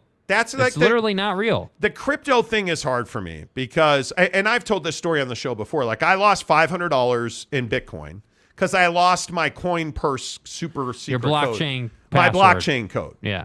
And I've never gotten back into crypto since. And my money market guy wants me to get back into crypto, and nope.